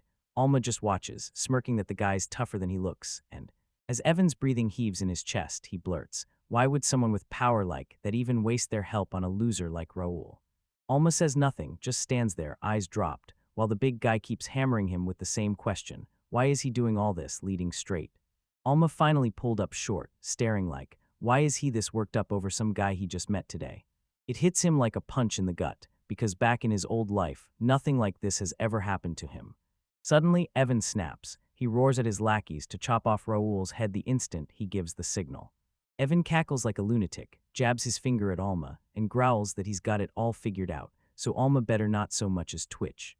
Then he shoves right into Alma's space, face blazing, and screams, "Are you really Raul's friend, or what?" Alma keeps mumbling friend under his breath, and then, lights finally click. He realizes he actually wants to be that guy's friend. He stares back at his old life, and realizes he never once got the chance to even say a word to anyone. And even living as a noble's third son, he still had people around him, but not one soul he could call a true friend until now. He can't stop thinking about Raul, the kind of solid guy who always throws himself into danger for everyone else, no second thoughts and zero concern for his own neck. Everything snaps into place for Alma, then it hits him hard. The only thing he truly wants is to see Raul smiling and everyone around him finally happy. He can't stop thinking about the folks waiting back in his hometown of Flanders, and he's madly happy he's got them. And it all comes down to one burning hope. He's been clinging to it the entire time. All he wants is to make sure his friends and family stay smiling, no matter what. Evan stares at Alma and blurts out, "So you've got the gift of physical enhancement too, right?" Because he straight up admits the kid's packing more raw power than he is. Then he taps his head and says the real truth for any adventurer is this. It's knowing exactly how to use everyone else and making sure every single situation always ends with you on top. He snaps into this unhinged laugh and says risking your life is just plain stupid because the fight is over before it ever even starts. Raul clenched his teeth and demanded to know what the hell he thought was so damn funny. Alma just shrugs it off. "It's nothing. I only thought it was the other way around," right as a heavy thud slams the ground and Evan totally snaps. He's screaming at everyone to freeze, swearing he'll take Raul's head off right there on the spot. Almost stays icy calm and tells the guy straight up that his idea of happiness is basically the exact opposite of what Evan believes. Raul stands there completely stunned, while Alma makes it crystal clear that there's one thing that's absolutely certain. He locks eyes with him and declares, straight-faced, that the fight is already finished. Alma's eyes go stone cold as he reels back on what life was like long before he ever stepped foot in this place. And just like that, the whole world goes dead silent. Evan and his crew slam to the ground hard. Alma shrugs like it's no big deal and asks what's even happening, while the guys in the back start losing it, screaming for Jake and Peter to wake up. Alma doesn't even break a sweat. He decides it's time to unleash his summoned magic. Then he unleashes a creature called Nightmare right in front of Evan, and Evan just freezes, shaking, while his entire world detonates into total disaster. Alma rushes over to Raul and whips out a recovery spell, Airy, to jolt him back on his feet. Raul jerks himself upright, rubbing his aching head like he can't believe what just happened, completely out of it. He whips his head around and demands to know what's going on, then his eyes lock on Evan, crushed to the ground by these strange, black creatures. Raoul blurts out Alma's name in sheer shock, but the kid only grins and tells him those things are nightmares, creatures that hunt down and devour dreams. He explains that once they've got you pinned, they make you watch your worst fears play out, then they just sit back and feast on every ounce of terror. Alma admits he didn't just stumble into this. He summoned those monsters and hid them away even before he showed up, and they won't stop until they've drained every last drop of fear from Raoul, leaving Raoul so stunned he can barely breathe that this kid can even pull off summoning magic. On the cold ground, Evan completely breaks, sobbing, choking on tears, and screaming for his mom as the nightmare crashes in and swallows everything. Raoul almost bursts into laughter, totally baffled by the wild stuff this guy must be seeing, and even though he feels a little guilty for jumping in, he tells himself it's fine. Raoul glances at Alma, gives her a soft, honest apology, like he's trying to fix everything before it's too late. He was meant to be the kid's lifeline, but somehow everything flipped, and he ended up making things worse instead. He's staring at the floor, calling himself pathetic for the way everything spiraled. Alma fires back that it's not what he thinks, then tells him she only came over to return what Raoul dropped, and that twist totally catches the guy off guard. He yanks out an adventure registration card and fires the question at Raoul, "Is this the one you were hunting for?" Staring straight at him, Alma tells Raoul, "One day you'll be an incredible adventurer," and he's absolutely, 100% certain of it. Raoul is so overwhelmed he grabs Alma's hand on the spot, thanking him like crazy and telling the kid he owes him big time for everything. A loud knock slams the door 3 sharp times, slicing through the peaceful morning silence. Luna cracks the door just enough to peek out, then gasps at the sight of who's waiting right there. She asks what's up with those guys, and Alma explains he's just headed to drop them off at the guild, but he had to make a fast stop right here first, before he could finally wrap things up with them. With a hard, focused stare, Alma tells her she's finally watched him lock in a decision. And it all comes down to where she grew up. Right then and there, he makes it official. He's marching straight into Flanders territory. The very next morning, he nearly fails to sit up in bed because a brutal hangover slams into him like a truck. So the second they decided to hit Luna's hometown, the 3 of them threw a massive farewell party and absolutely destroyed the drinks. Alma presses her palm to his forehead and blasts the status heal magic. Boom, his headache vanishes in the blink of an eye. Alma tells himself, all right, up and out, but then he glances over and there's Luna right beside him in the bed, still half asleep, groaning, rubbing her eyes as she. Alma jolts as he rolls right toward her, and she goes stone still. Panic spikes across her face as nervous sweat pours while he stares. She burrows deeper into the pillows, yawns out good morning in a daze, and totally catches him off guard, so he stammers his reply. He forces himself to breathe easy, telling himself she just blanked and forgot to book her room for one more night, because yeah, he had to let her crash with him, and he's still insisting over and over that nothing happened. But then Luna suddenly blushes and blurts out that yesterday was crazy intense. Alma's head literally starts steaming as he snaps completely, and yeah, he's about to He pleads with her to quit messing around before his heart can't take it anymore, and he finally blurts out the whole story of how they ended up right here. Once the party finally dies down, they ditch Talistella and smash into the long hall toward Flanders, Luna's hometown. Roll rides right along with them, bursting into laughter at the tale. Then she leans in and asks if the 2 of them ever actually made it to the guild. Alma just stares at him with a dead blank look, like she completely forgot that part of the plan. Back at the guild, a booming voice barks from inside the building, shouting out a full-throated apology for every bit of trouble they've been causing lately. Turns out it's Evan and his crew, and every single one of them is crumpled on the floor in a full-on bow, looking totally wiped out. Evan's a total wreck, crying, sniffling, falling apart as he finally admits they've done some truly awful things to people. So all at once they flip completely, heart racing, and start paying back every single coin they ever shook out of people. Raoul just shrugs and laughs as Evan storms off, and he can't stop wondering what kind of wild nightmares those guys went through to turn into saints overnight. Raoul laughs it off and says he just went with the flow back there, then turns to Luna and asks if she was really cool with him teaming up. Luna thinks it over and shrugs, saying more people would help anyway, and then she admits with a little surprise that Raoul is actually really good at what he does. Raoul gets absolutely fired up and blurts out that they should just form a brand new party right then and there, leaving Alma completely stunned because the thought of actually showing up to a party never even crossed his mind, until this exact moment ripped the curtain wide open. Raoul's worry spikes, so I'm not allowed to join, but Alma shrugs it off, admitting it's only because he's never actually been in a party before. Alma flashes back to his old life, where he trained every single day alone, so he tells Raoul that joining the party sounds like pure fun, and just like that, he's officially in. Raoul snaps instantly. He screams that it's time to kick off a gift-ranking competition among the crew, that move totally blindsides the other two, but Raoul only grins and declares he'll go first. He spills the truth. His special gift is the Gale Swordsman, a power only a chosen few can ever unleash. But Alma clocks it as the perfect weapon for a vanguard, because it turbocharges sword training and even slips in a dash of wind magic. Raoul explains this ritual isn't some little game. The person stuck with the worst gift has to foot the bill for everyone's food and all. But Alma can't stop herself from wondering, why would Raoul twist a joyful moment into pure stress? Raoul bursts into laughter, convinced he's already claimed victory, then whips around to Luna and fires off a question about her gift. The vibe flips in a heartbeat when it clicks. Luna isn't just special, she's packed with the insanely powerful gift of a sage. Raoul is losing it, full-on geeking out, screaming that this is the first real sage he's ever laid eyes on. And while he's hype, Alma just stands there speechless, staring at how insanely rare this moment is. And he still remembers how badly he wanted that gift for himself back then, like it was fate calling his name, because it wasn't only him. Both of his older brothers were just as obsessed with getting it too, showing. Luna flashes a cute little peace sign as Alma scrambles to wrap her head around just how much power his father really had over that guy's family. That he never saw it coming, finding someone with a legendary gift just casually chilling in a place like this.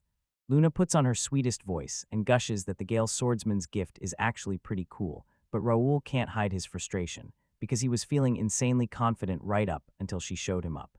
Raoul whips his gaze to Alma next, betting she's got some insane power too, and suddenly he's spiraling, convinced he's the weakest link, while Alma fumbles for words like they're stuck in her throat, and the pressure finally crashes in. He almost starts sweating, fully boxed in by that question as. Then every kind of conflict and worry starts slamming through his mind all at once. Rahul and Luna stare at him, completely baffled, like, wait, what's wrong with him? While Alma frets that if he tells the truth about his power, everyone's gonna feel weird and awkward around him. Even if he can see a simple way to pull the wool over them, he stops himself. He doesn't want to lie to his new friends. Seeing Alma struggle, Raoul steps in and tells him he doesn't have to force a single word. If it doesn't feel right, he can say nothing at all.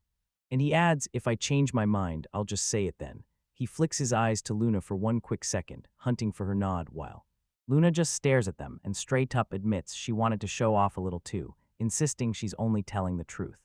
Raoul flashes them a huge grin and straight up, thanks both of them for staying so calm through the whole mess. Luna smiles right back, promising that someday she'll sit them both down and spill the whole story. Alma realizes he's somehow snagged some seriously great friends, or maybe he's just lucky as hell, but either way, they already trust him like he's fully capable. Still, Raoul can't help it. He keeps wondering where Alma's power really ends, even after learning about the item boxes, the summons, and the teleportation plus the. And seriously, his general magic is already off the charts. He locks eyes with Alma and flat out asks if there's anything at all he can't do, which leaves Alma staring at the ceiling like, wait, that's brutal, because with his magic, he can basically make anything happen. Raoul snaps back and remembers there's a magic spell that shows just how powerful someone truly is. Then he looks at the two of them and asks if he should test it.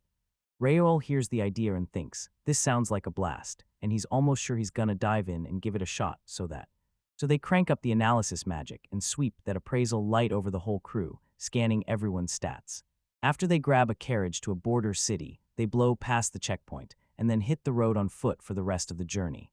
As Luna keeps glancing at the map, we head into the woods, and surprise, it's a brutal 2-day hike before we finally reach her territory. As the sun starts to sink, they scramble to set up camp, and Alma digs out food for everyone, while everyone else is caught in the silence like something's about to happen. He spotted a mountain of camping gear from his past life tucked inside his item box, and that's when it hit him. This was finally his moment to put it all to use. It's a sweet deal. His magic keeps their food and water perfectly fresh the entire time. Staring at this cozy camp, Luna can't stop thinking about the first time she left home, when she had to lug a giant, heavy backpack every step of the way. Raoul bursts into laughter and tells her she's got it lucky, because Alma is making this return trip insanely easier for her. Alma just grins to herself, loving how the forest stays dead quiet, no monsters show up to wreck the vibe. A colossal white wolf lurks in the dark trees, staring the group down, unmoving as if it's waiting for the perfect moment to strike, and Alma glances back and quietly mutters Fenrir to himself. He finally gets it. How could those other monsters show up when something that beastly is lurking right nearby? Raoul says the food is amazing, and Luna jumps in with a grin, because eating outside feels like a breath of fresh air for once. Alma can't stop marveling at how smart and terrifyingly strong these Fenrirs are, since they tear through the forest like it's nothing. Suddenly a voice cracks inside his head, telepathy, and it hits him hard and all. Alma shot back that he's pretty sure he's never met a single Fenrir before. The wolf snapped, that's not the point. It only showed up to sniff out what kind of monster had stepped into the woods. Alma asks, is it talking about me? And instantly fires back, calling me a monster is pretty brutal, you know. The wolf just stares him down and asks like, do you even realize how much magic you're blasting out? Alma tells himself he's pretty confident in his magic, because his entire past life was one non-stop training sprint, and Fenrir blurts out that his massive power is sending the whole forest into panic. Turns out the monsters aren't just scared of him, they're terrified, and even the giant wolf admits he's feeling jittery too, so that it makes him freeze mid-thought, because he finally gets it. All those monsters weren't hunting him at all, they were terrified of what he's seeing. Turns out it wasn't that legendary wolf at all, it was him the whole time. Ever since that bar disaster, he's been fighting to keep his magic from spilling out, only letting it flow when he's actually casting, because somehow animals just get it way better than people. Alma figures he's a little messed up from all that loud, full-throttle energy, so he decides to fix it right now. He calls up Nimli's concealment spell, a sneaky trick that vanishes his presence. He freezes for a heartbeat, shutting his eyes and clamping that power down tight in his mind. Fenrir is absolutely stunned. Alma's presence disappears like a puff of mist, and he's scrambling to catch a trail that's already gone. Back at camp, Luna clocks something's wrong right away. Alma's vibe just vanished, and now she's stuck wondering what in the world is going on. Raoul glances over and spots Luna acting totally off. Then someone nearby blurts, what's wrong with you and F? Fenrir locks onto them with narrowed eyes, and the second he feels the group clock his presence. When the vibe flips, Raoul starts trembling like crazy, while Luna just stares straight ahead, stunned to the bone. Raoul can barely blurt a word. He stammers that it's a Fenrir, the legendary S-class monster, right there in the middle. Deep in the woods, he finally clicks the pieces together, and when he understands why the forest went deathly quiet, he knows it was a bad sign from the very start. Raoul screams for everyone to back off, but he barely even moves. He's weirdly calm. He tells Raoul to chill, insisting the wolf isn't hostile, even though it's his fault the other monsters backed away in the first place. Right then the trees erupt in a loud rustle. Something is seriously wrong, and they can't help but wonder what's really going on.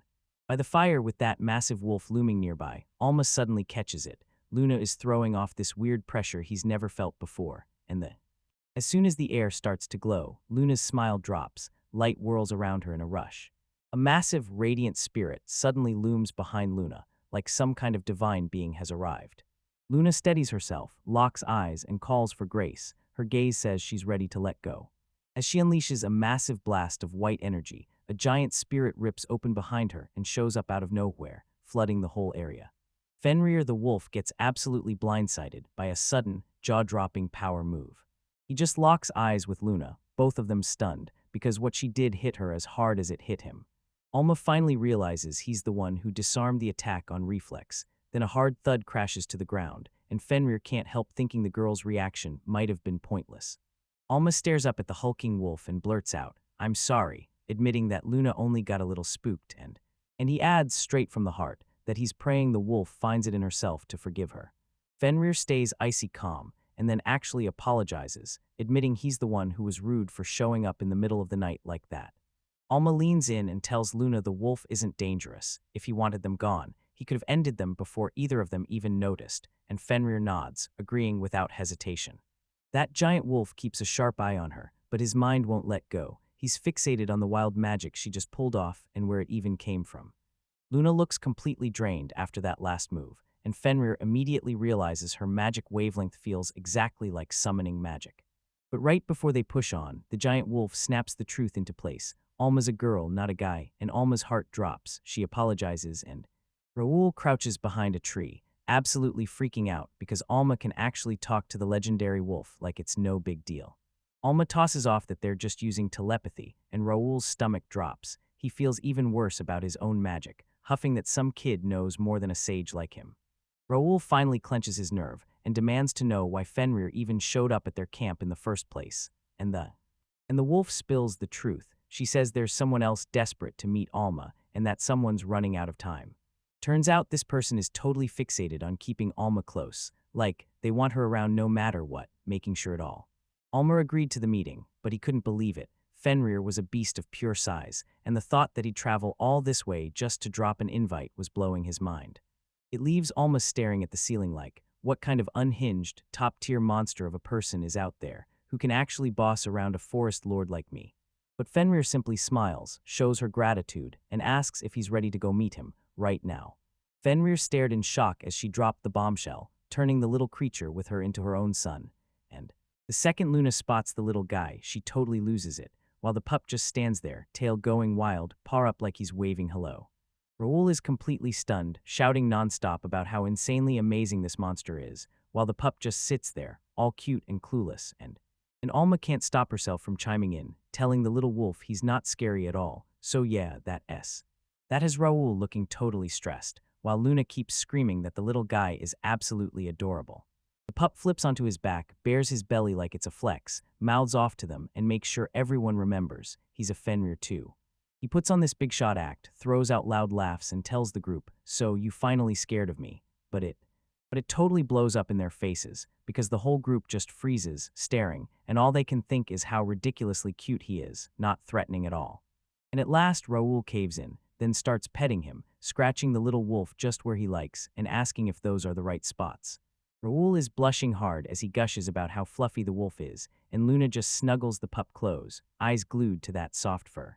That tiny wolf pup is soaking up every bit of attention, squirming for even more pets, while Raoul clocks that he's in a seriously great mood.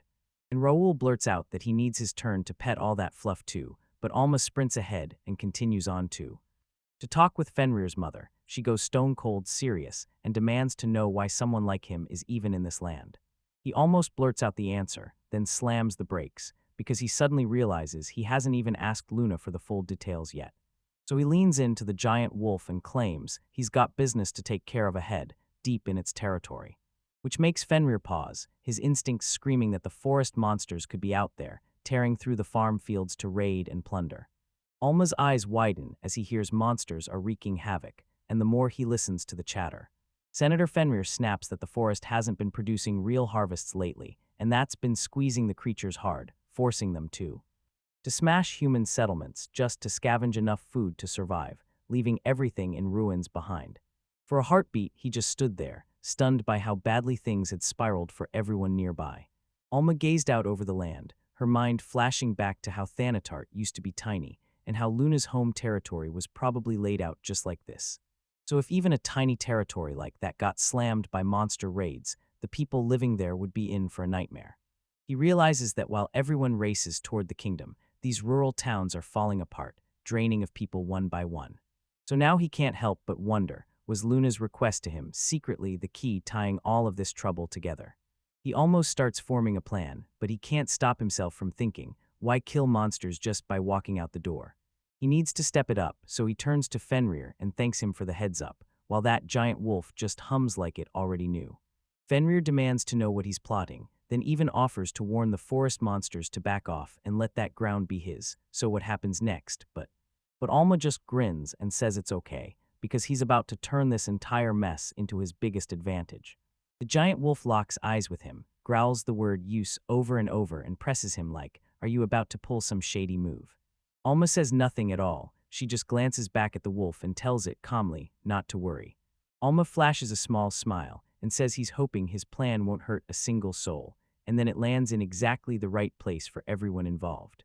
After hearing that, Fenrir just shrugs and says, I'll take your word for it, mostly because he's convinced Alma has the sharpest mind of any mortal he's ever laid eyes on.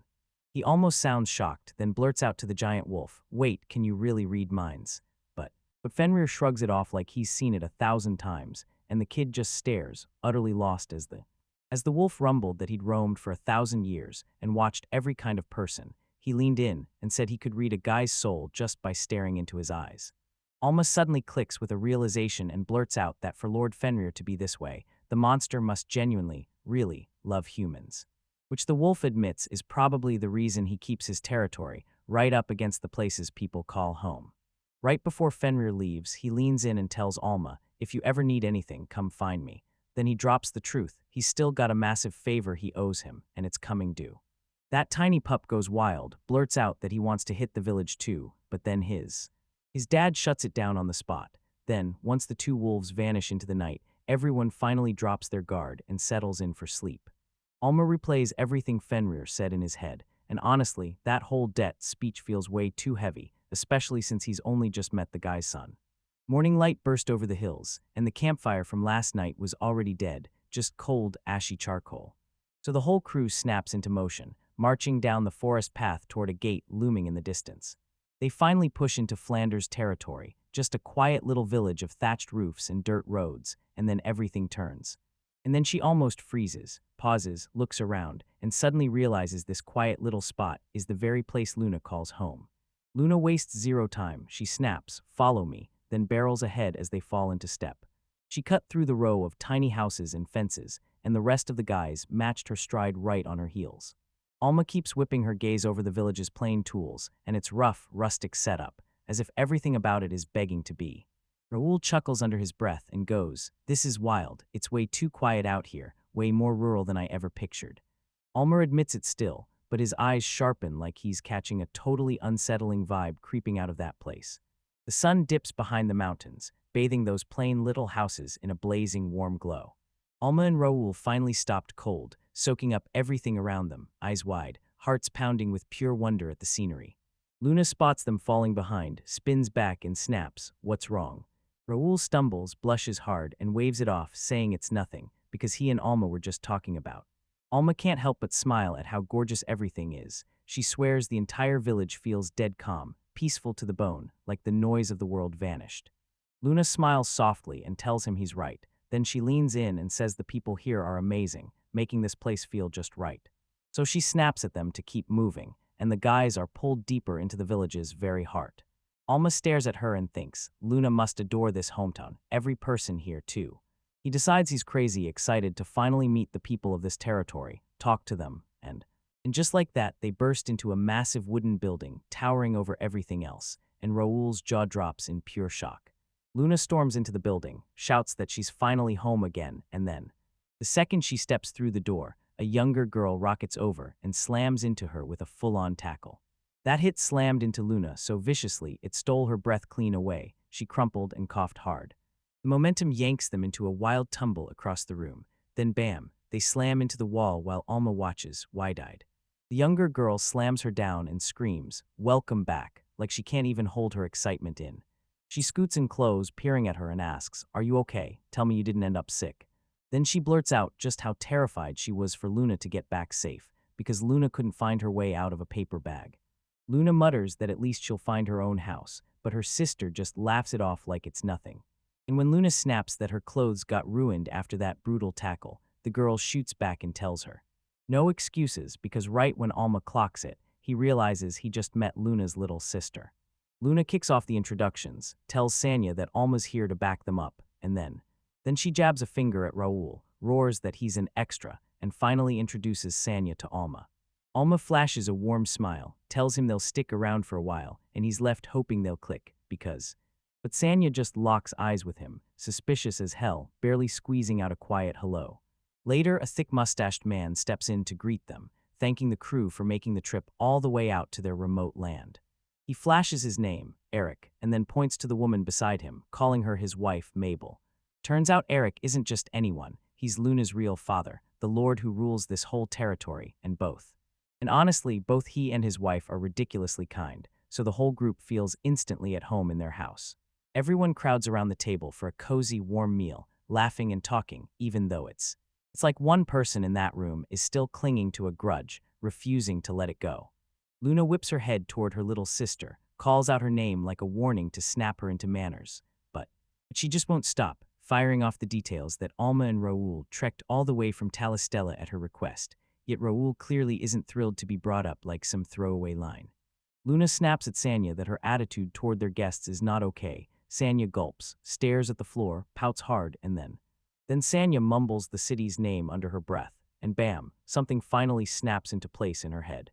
She blurts out, so was Luna really meant to hunt down a powerful fighter in Labstella, the labyrinth city? And then the question hangs there, because the rest of the sentence cuts off before it lands.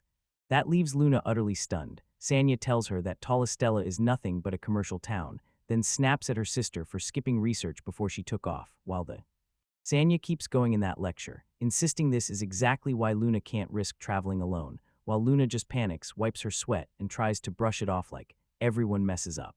Luna is getting crushed under the scolding, and honestly, Sanya's out here laying into her so hard that she's starting to look like the big sister in this whole mess. After she finishes her rant, Sanya huffs hard, whirls around, and walks off, leaving Alma stuck there in a painfully awkward silence.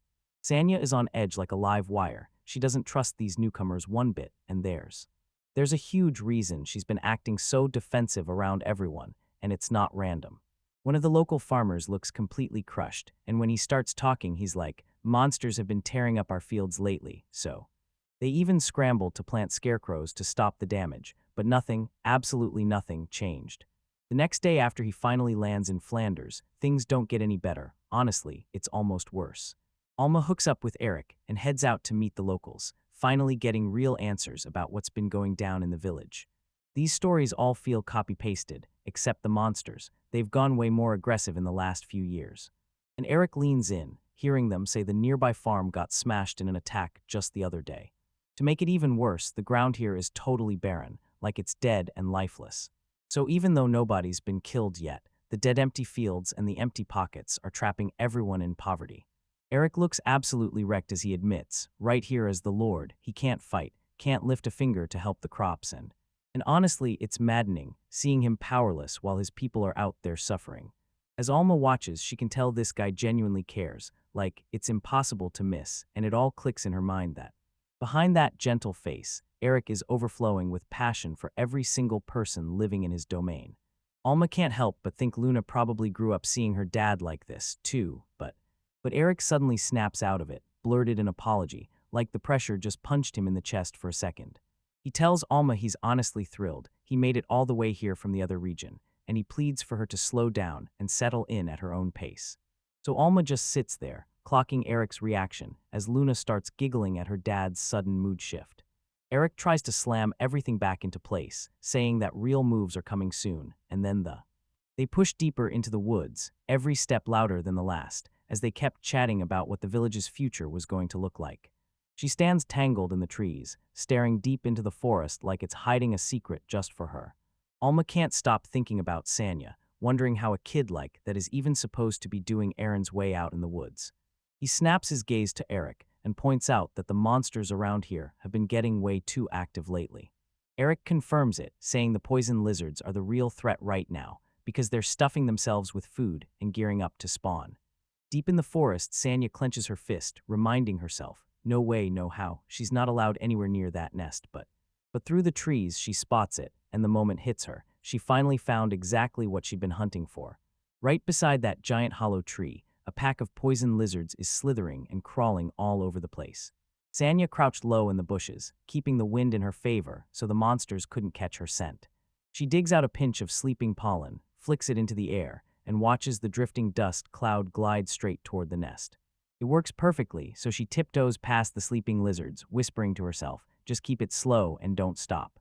Sanya peeks over the rocks, grinning because everything's falling perfectly into place, But then panic hits. She starts fretting over how she'll haul it all back by herself, wishing her sister had come with her. Out of nowhere, a poison lizard rockets forward with a vicious hiss, and it catches her totally off guard. Sanya panics, staring in disbelief at the fact that it's awake, when the pollen that was supposed to knock it out for hours should have done the job. The lizard doesn't hesitate for a second and hurls a glob of nasty poison straight at her. It clips just past him, smashes a nearby tree, and instantly melts the wood off the trunk like it's made of butter. The monster blinks at its wasted shot, stunned, only to spot Alma calmly perched in the branches, like she'd planned it all. Alma drops down and blurts, Sanya, you okay? But Sanya just freezes, staring at him in pure, stunned disbelief. He says that one lizard was probably already asleep, so its breathing slowed down, and the pollen just bounced off without catching its attention. Alma flashes him a smile, says she's just glad he came with her, and asks if she can spill the entire story. Sanya freezes for a second, staring ahead like her whole brain is sprinting in circles. Right before she finally finds her voice, and throws a heartfelt thanks to Alma for stepping in and saving her. Alma shoots him a question. Why would she dare to get anywhere near that nest again? She's sure he thinks she's after the eggs, but she shuts that down fast. He's dead wrong. She admits she wasn't just messing around. She was racing to reclaim the crops the monsters ripped from their village. Which completely blindsides Alma, because he never thought lizards would even go for plants.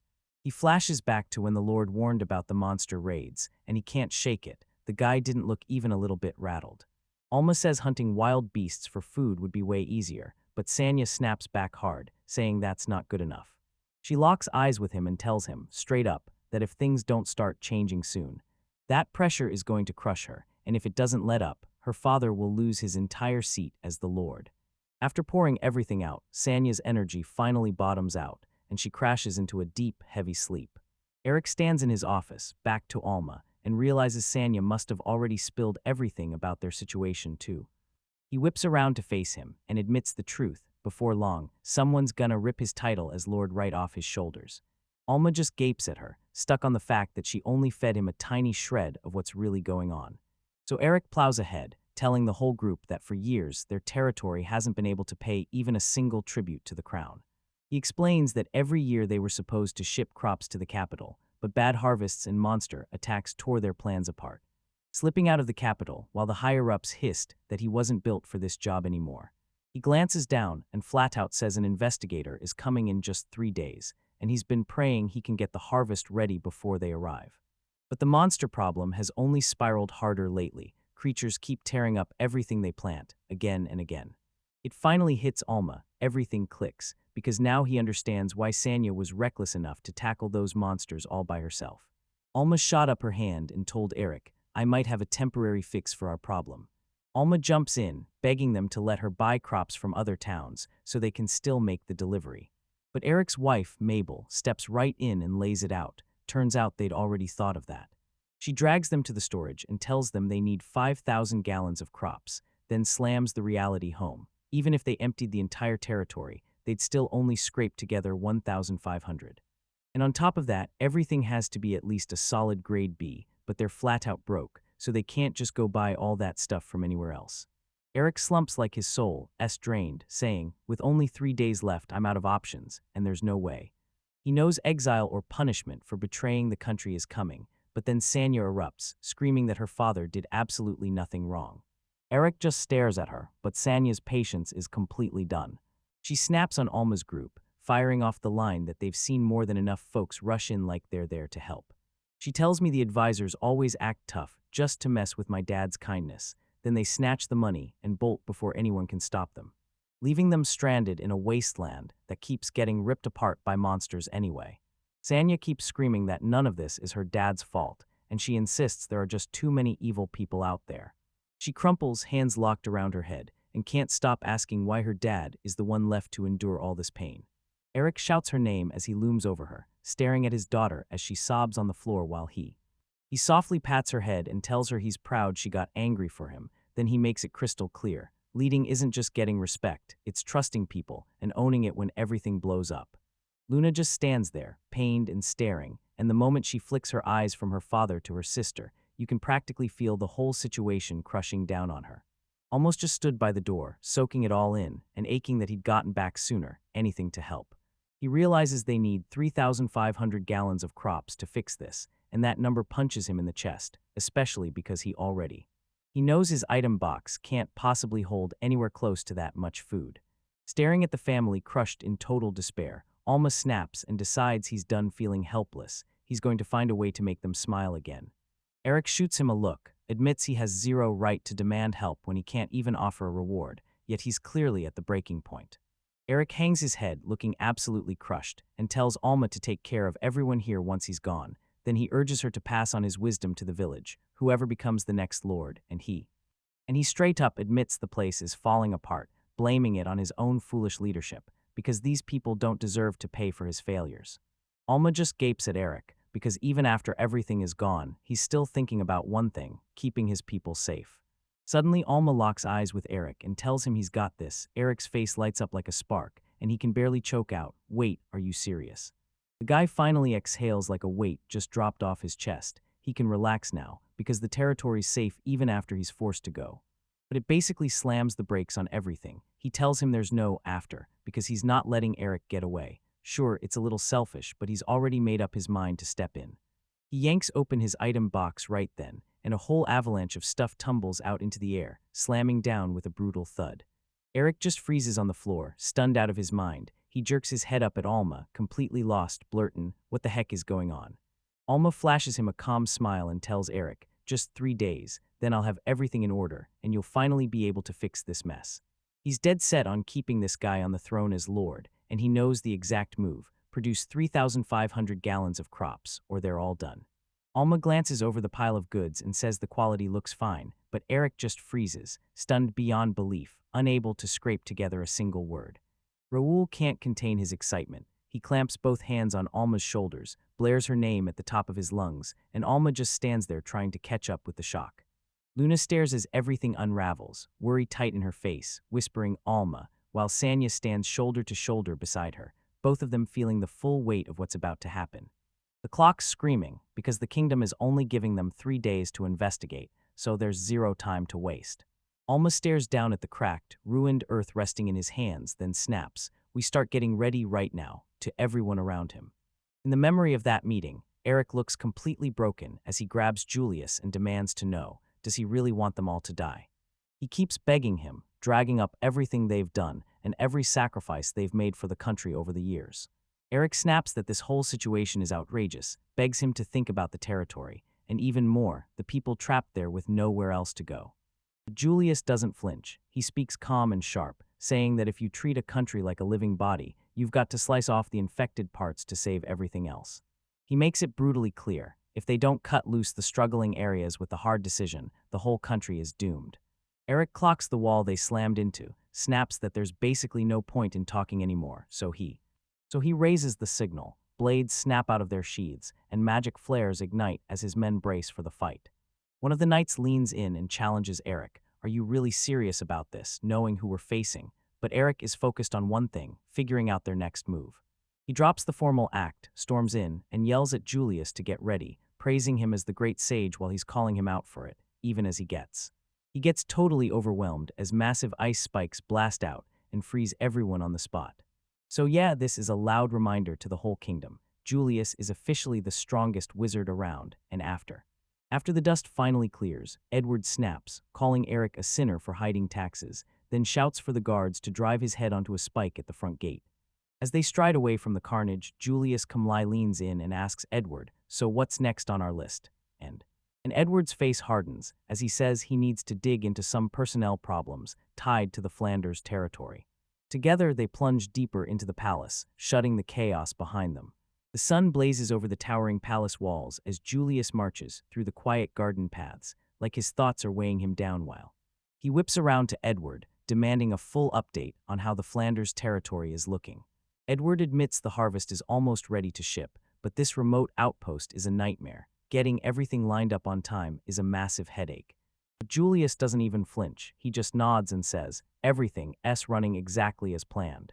Edward points out that even from way out there, Flanders is a strategic choke point between the Western empires, so they can't let it slip, not when things might go sideways. And then he makes it crystal clear: if that local lord dares to block them, eliminate him on the spot. No hesitation, no questions. He shuts his eyes and tells his subordinate, "I'm putting you in charge. Handle the rest of the dirty work your way." Cut to the territory's edge. Cedric finally shows up, scans the trees, and clicks into place that he's officially in Flanders. As the royal court's appraiser, Cedric tweaks his monocle and blurts, "Is this really just another dull, middle-of-nowhere province?" Until a local guy suddenly appears and bows so low, thanking him for dragging himself all this way just to come see them. As they stroll along, someone says the local lord is welcoming them with open arms, and then Eric flicks a hand, "Follow me," cutting a path through the trees while Edward shoots the guy a doubtful look, thinking, sure, he can afford to be that generous right now. He still recalls those reports claiming they weren't even close to quota, like they were just stuffing scraps to fake the numbers, until Eric slams the brakes and tells them, "We're here." Eric points at the towering crates and snaps, 5,000 kilogallon, right on the dot, just like you asked, and you can tell it's nothing like the trash Edward was bracing for. Edward's drenched in sweat, yelling what the hell is going on, but Eric just stares him down and says there's one massive problem with the harvest. He scratches his head and blurts out that he thought it was all grade B stuff, but turns out most of it hit grade A, and Edward can't help but wonder how that's even supposed to be bad. Edward just stands there, frozen in shock, spitting disbelief. This has to be nonsense, while Cedric frantically tries to get his attention. Cedric grabs a potato, holds it up to the light, and checks it hard, confirming that Eric's not lying about the quality at all. He can't even believe what he's seeing. It's downright wild to watch this huge wall of crops all gathered together in one place like this. He stares at the dazzling produce and finally admits, I've been the kingdom's appraiser for years, yet nothing he's ever seen compares to what's going on in Flanders. Edward starts spiraling. He's convinced it's impossible, because Flanders has no way to have the money or the tech for crops like this. Then he snaps into questions, demanding to know how they pulled it off when Cedric blurts that he'd love to learn the secret behind his future studies, Eric steps in and tells him, all right, let the expert break it all down. Almost stands there with this smug, confident grin like he's got everything handled, while he's greets Edward for the first time with a polite smile, doing everything in her power to be as kind as possible before he says, I'm Alma Fellows, then stops mid-sentence and braces himself like he just realized something. Then he catches himself and he snatches the truth into place and tells a drenched, panicked Edward that he's not Edward anymore, he's Alma. Edward hears Fellows and instantly clocks it as Eastern Empire nobility. Right then, someone blurts that Alma is serving as an advisor for the territory. Alma tells the group, follow me, cracking a joke that Edward looks way too intense for a harmless farm checkup. Then he marches them along, right up. Still, Edward admits the fields are insanely rich, while Cedric can't wrap his head around how they've still got a massive surplus left after everything they've already handed to the kingdom.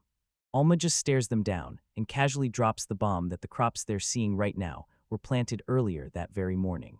Edward and Cedric totally snap. Edward throws back, yelling at them to double-check that Alma really meant it, that everything was planted just this morning. And Cedric is just as rattled. He's screaming that there's no way plants can go from tiny seeds to full size in one single day. Turns out the secret is some special liquid, poured and spread across every single field in the whole territory.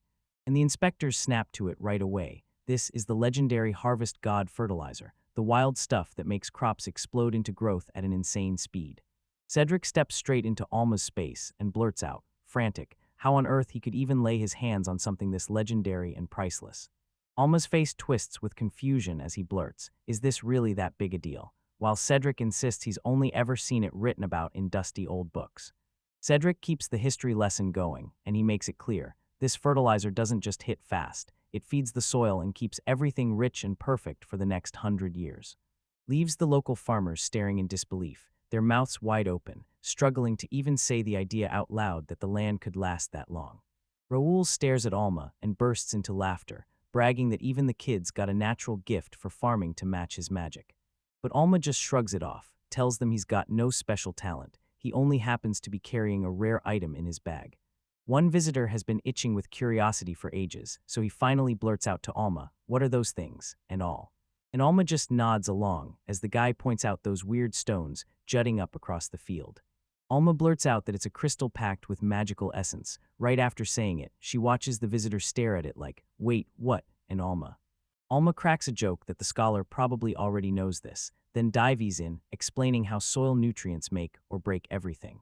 He told them the one thing in the dirt that matters more than anything, Earth's magical essence. He tells you this magic essence is basically a microscopic particle hiding inside literally everything. And once that goodness hits the air and the ground, the crops drink it in and grow way stronger. By tossing crystals into the field, trying to bully the soil into producing the finest crops, leaving. Cedric is left totally speechless, scrambling to believe that this method could even be real. The scholar's hands start to tremble, because what that kid just explained is nothing short of revolutionary.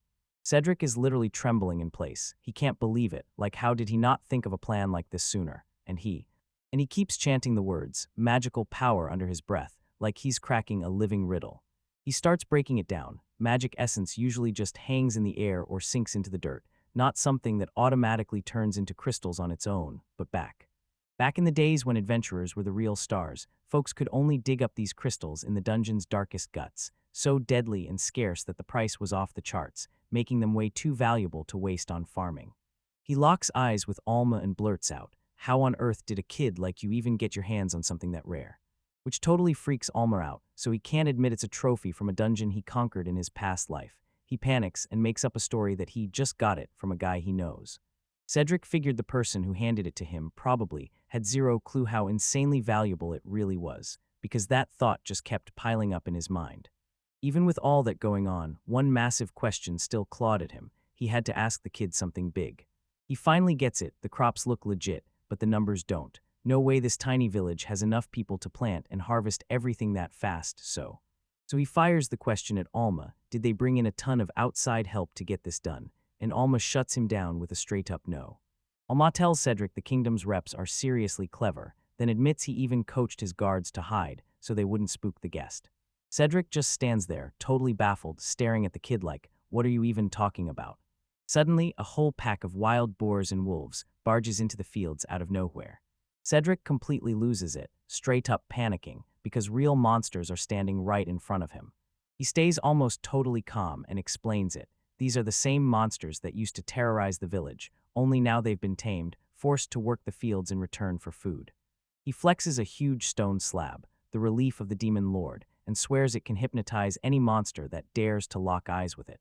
Cedric stares as a giant boar drags a heavy supply cart, still unconvinced that one stubborn stone can really keep people safe from getting eaten. But Alma snaps back that these are just low-level monsters, so they can't stand up to the stone's magic, unlike the Fenrir-class beast. To prove it, Alma pulls out a whole stunt. She makes the board leap through a flaming hoop like it's a circus, and tells Cedric they can basically do anything they want. Cedric's face goes pale like he just saw a ghost, and he tells Almit that there's no way he could have gotten that stone, because it's a legendary artifact from the demon race. Edward's sweating buckets and his nerves are screaming. He's thinking about it and knows the demon race would never give up a legendary item like that. Their pride won't let them. He spirals harder, stuck on one terrifying thought. Why would someone out in the middle of nowhere have something like this? And the bigger punch in his chest. He can't make sense of how a kid like Alma even got her hands on it. So Alma flashes a casual smile, tells them he totally gets why they're shocked, and then reassures them they can finally chill, because those monsters obey every single command he gives. Suddenly, Cedric crumples into tears and clutches his handkerchief, blurting that the whole situation is just incredible, leaving Alma frozen on the spot, utterly baffled by his crazy reaction. Cedric blurts out that he never, ever thought monsters could be turned into a real workforce like this, and he swears it's the perfect cure for a little territory that's running out of people. Cedric keeps crying and dabbing his eyes, and Alma can only stare, stunned, like, are all appraisers this emotional about their jobs? She moves on. Cedric whips around to his companion and fires a question at Edward. Doesn't he think this whole setup is absolutely mind-blowing? Edward has to admit it, Flanders has totally flipped, because just days ago it was dull and plain, and now it feels like a whole different world. As Alma stares up at him, Edward mutters that he has to get a report out about all of this right now. Then the story cuts to later on. Luna's face drops as she admits people are whispering that her father might not even be worthy of being Lord anymore. Then someone shoots that down fast, saying it's absolutely not true. Cedric flashes a confident grin and says, I'm the court appraiser, so I'll push the council to use this village as the perfect example, to show everyone else exactly how it's done. So if the plan holds, the kingdom could finally come through with real, heavy support, and Luna and Eric can barely wrap their heads around what they're being told. As Raoul starts shouting and tells Alma he really pulled it off, Alma gets totally flustered by the praise, especially when Raoul brings up just how much Eric helped them pull it off too. Eric just freezes in pure disbelief, staring at how wildly things have turned for the better, and it's so intense he can barely even process it. And then he starts losing it, tears pouring down as he admits he'd already thrown in the towel on any future with them, until just a few days ago. He's completely overwhelmed So Raoul flashes Alma this huge grin, thanking him like he's done the world's biggest favor for the territory, while Alma just stands there, stuck feeling weirdly awkward under all that attention, like he's about to freeze, while Luna watches them from the sidelines, stunned, because honestly, Alma is incredible. She never thought they'd flip the whole situation around in just 3 days, but Sanya cuts in and snaps that Alma is just different. Luna whips her head over, clearly thrown by the words So Sanya leans in with a calm, gentle stare and tells him straight, Alma isn't anything like the people who have shown up here before. Luna drops her gaze, blush spreading across her face, and quietly nods along as the full weight of everything Alma has done finally crashes in. He's almost outside, staring up at the sky, and that strange feeling hits him hard like he can't explain it. Everything was set to go perfectly, but he couldn't shake the gut feeling that something was seriously off. It's this itchy, nagging unease he can't even name, and it's turning his chest into a restless drum as he can't shake the feeling he screwed something up. Meanwhile, inside the carriage, someone gushes about how insanely amazing the Flanders territory turned out to be, so. Cedric jumps in like, I didn't think this place would already be so built up before we even arrived. Edward's face stays stone cold, and when he nods, it's like he's sealing the truth with his own voice, and a full week wipes by after Edward and Cedric finally slogged their way back home. Thanks to the monsters pitching in, the whole territory has been flipped upside down, construction crews and road crews everywhere, faster than anyone expected. One of the village locals sees a wolf monster charging by and, instead of panicking, calls out to it like they've known each other forever. The lady leans in and asks if it's done working, then offers it food, because the residents who used to shake in fear have finally stopped panicking and started treating them like they belong. Alma flexes his item box magic right in the middle of the fields, sending a black cube floating straight in front of a local farmer who's absolutely frozen in shock at what he's seeing. The farmer can't believe what he's seeing, blurts out, "Can you really keep making that stuff forever?" But Alma lets out a heavy sigh and shuts it down, because the space inside isn't fixed. It stretches and shifts depending on how much magic power you've got. Watching all of this, Luna's sister shoots her a furious look and grumbles that none of it is fair. She starts ranting about how she's been hauling heavy water for ages, until her whole body aches and screams for relief. And it drives her nuts that Alma is casually tossing around high-level magic she can't even touch herself. Luna doesn't let her get off easy. She snaps at her sister, insisting it's not Alma's fault at all, just that Alma's physically weak because she keeps cowering in her room. Luna keeps pressing on, shouting that her sister grew up with nothing but magic and somehow still can't find her way around, while her sister fires back that she studied magic nonstop. Eric spots the tension exploding, then awkwardly blurts that they should just drop it and leave before it gets worse so all. Alma just stands there in silence as Eric admits that no matter how hard you try, magic like that basically feels like a cheat code. Alma whirls to Luna and dares her to try learning the magic herself, and it totally blindsides her sister as she keeps chanting item box out loud, and for the first time, it looks like she's finally latched onto something she can chase. The two of them push into Luna's room, and it's basically a giant private library stuffed wall-to-wall with books. Alma glanced around, stunned as she muttered, "Wait, this is really my room." He clocks the high-level grimoires, scattered across the floor like they're no big deal. Luna's sister starts squirming and blurting out an explanation, but Alma just stands there, watching like she already knows everything. She dives straight into the tech details, saying the item box skill has two hard rules. First, you've got to have at least 1,000 in magic power. Then she raises two fingers and says the second requirement is simple. You've got to be able to use spatial teleportation magic. But once she checks her own power and sees it's stuck at just 600, it hits her. She's still short by 400 whole points. Suddenly she decides she's going to hunt monsters in the forest to level up, and Alma has to yank her back and snap, "Slow down." Alma flashes a grin, tilts her head up, and says, "Since we're already here, we might as well pull out the secret weapon," leading to. Luna's sister snapped her gaze back at him, completely lost, and demanded to know what he meant by this secret weapon. He yanks out a glowing fruit, and she snaps to attention, staring at it like she's seen a legend. "Wait, is that really a golden apple?"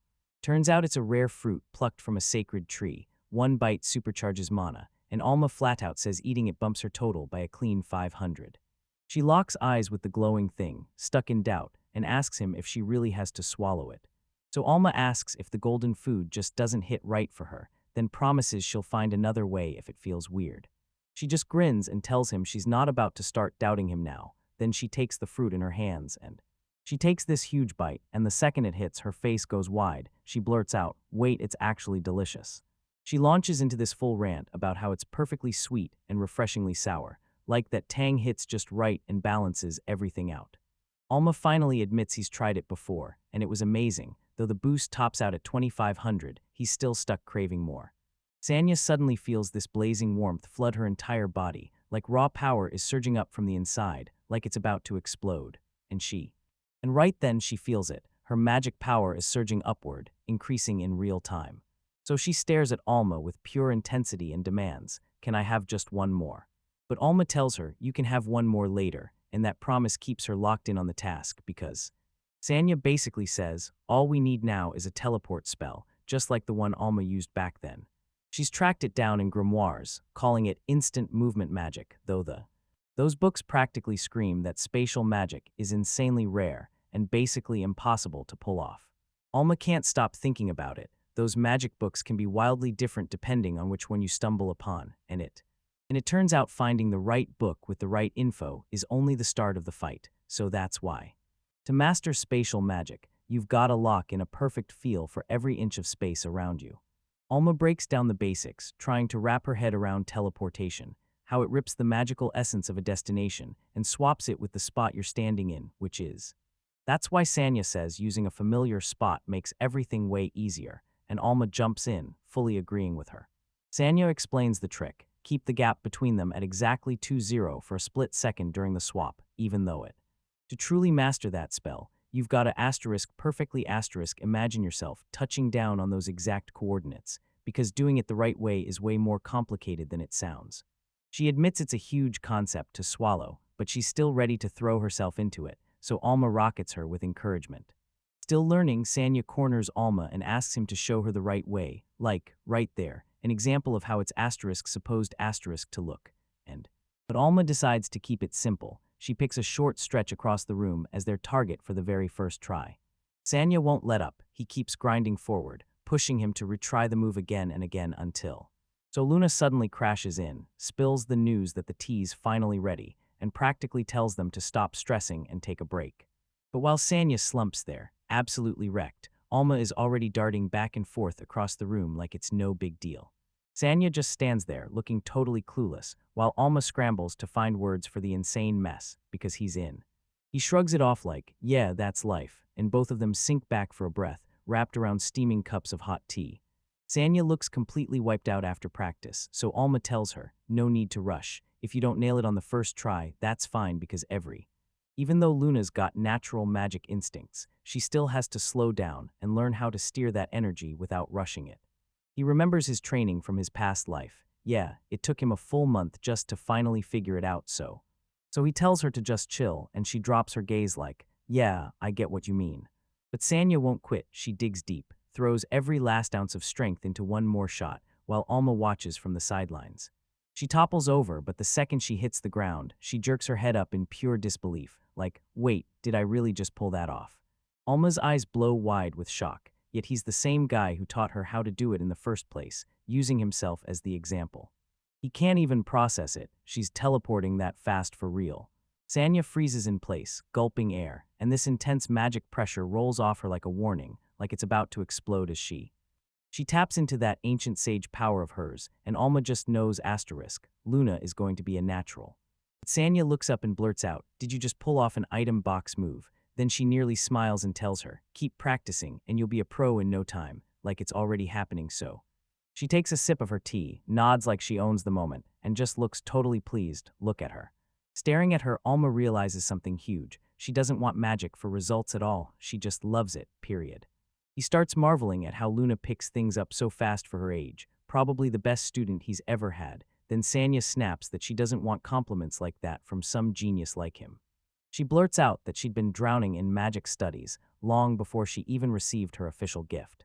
Turns out her great-grandfather was a legendary mage in the kingdom, so their house was overflowing with magic books. She's been chasing new spells ever since she was a little kid, and it's gotten so intense that Alma can tell her love for it hasn't dimmed at all as they wrap up their break. Eric blurts out their history to Alma, telling her their family once lived in the royal capital, back when everything was different, But then his father snapped from all the non-stop drama and bloodshed between the nobles, so to keep everyone alive, they packed up and fled to this territory, back to where their ancestors came from. And honestly, those noble disputes sounded less like politics and more like a full-blown nightmare you'd never survive. Alma stares on, realizing Luna and her family didn't just arrive here, they fought tooth and nail to reach where they stand now. But Eric swears the folks living here were incredible, right from the start. They hit them with open arms and made them feel welcome. He tells them how they'd sit and soak in his father's stories, and even the locals jumped in, pitching together to build them a real house because they swore a lord couldn't be stuck living in a dump. Sanya lifts her gaze with a grim stare and says that's the exact reason she's been so hellbent on paying everyone in the territory back. Alma just stares as she pauses for a beat, then she flashes him a glowing, warm smile and straight up, thanks him for all the help he's been giving them lately. She knows that once she masters the item box magic he's teaching her, they'll be able to do way more for the people than they ever could before. Alma can't stop thinking about how Luna always calls him unfair, but the moment he sees Sanya's warm smile, it hits him. Maybe it's Luna who's really being unfair. He sweeps his eyes over the village and thinks, once he's done teaching Luna the right magic, this territory is finally going to be on top. He's sure she can take on anything that hits her path, no rescue needed. It's a harsh thought, but he can't stop wondering if the land would be better off without him, right as a brutal sharp noise snaps through the air and slams into his ears. Sanya asks what's going on, and Alma snaps that it's getting way too loud outside, then he trails off like something about to explode.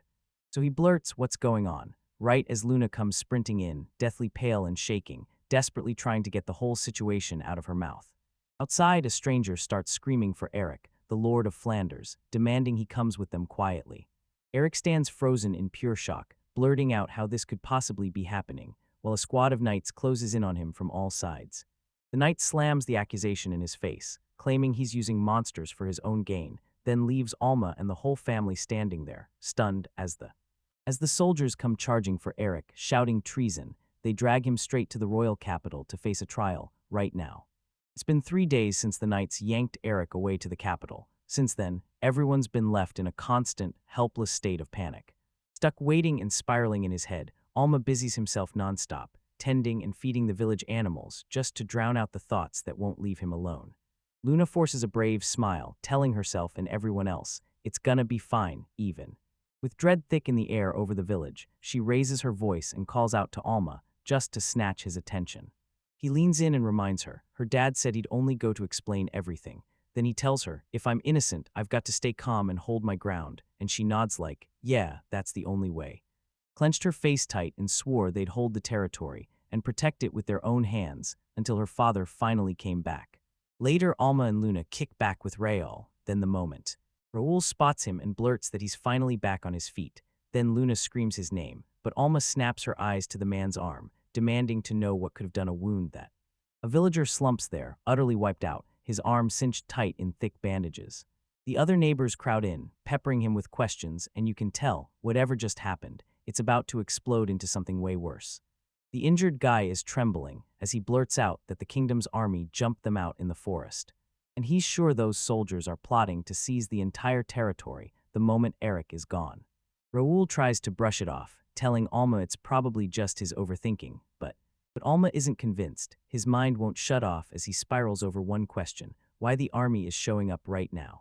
He leans in for a better look at the man's arm, and his stomach drops. That wound isn't from a sword at all, it's a claw gouge, and some strange powder is dusted all over his clothes. He drops to his knees, begging for help, sobbing that his wife and kid are still trapped out in those woods. Alma doesn't stall for a heartbeat. She shoots the man a confident, got it, and moves. He tells everyone they're heading into the forest to investigate, then turns to Sanya and orders her to keep a sharp eye on that man while they're out. As they push deeper inside, Alma suddenly clocks it. This army was probably nothing but a mirage. Raoul is totally baffled. Then Alma snaps back that it's a monster that bombards you with toxic powder, and suddenly you're hallucinating your deepest fears. Alma realizes these people are probably losing their minds because they're seeing fake copies of the kingdom's army, and he can't even explain why. He can't stop wondering, why would anyone drag their family into a place this deadly? Raoul blurts out because right then they spot 2 people tangled up in thick white webbing, dangling there like they can't even finish the thought. They've been snatched by a predator, and Alma wastes no time pointing out they're totally down for the count, while the rest of the group scrambles to decide what to do next. Just like that, a whole squad of armored soldiers with glowing eyes bursts out of nowhere, circling them like a trap, while they're still standing there exposed. Raoul's panic spikes. He blurts out to Alma, are you 100% sure these guys aren't real? He's trembling so hard he can barely get words out, and the fear is off the charts, especially when it turns to math. A hulking Fenrir wolf explodes into view in front of them, and Raoul blurts out her name, then snaps into calm, reminding him it's only another fake illusion crafted from their worst fear. Raoul tries to pin down whether the wolf and those soldiers are all fake, but he shuts the thought down fast and blurts, "No, because."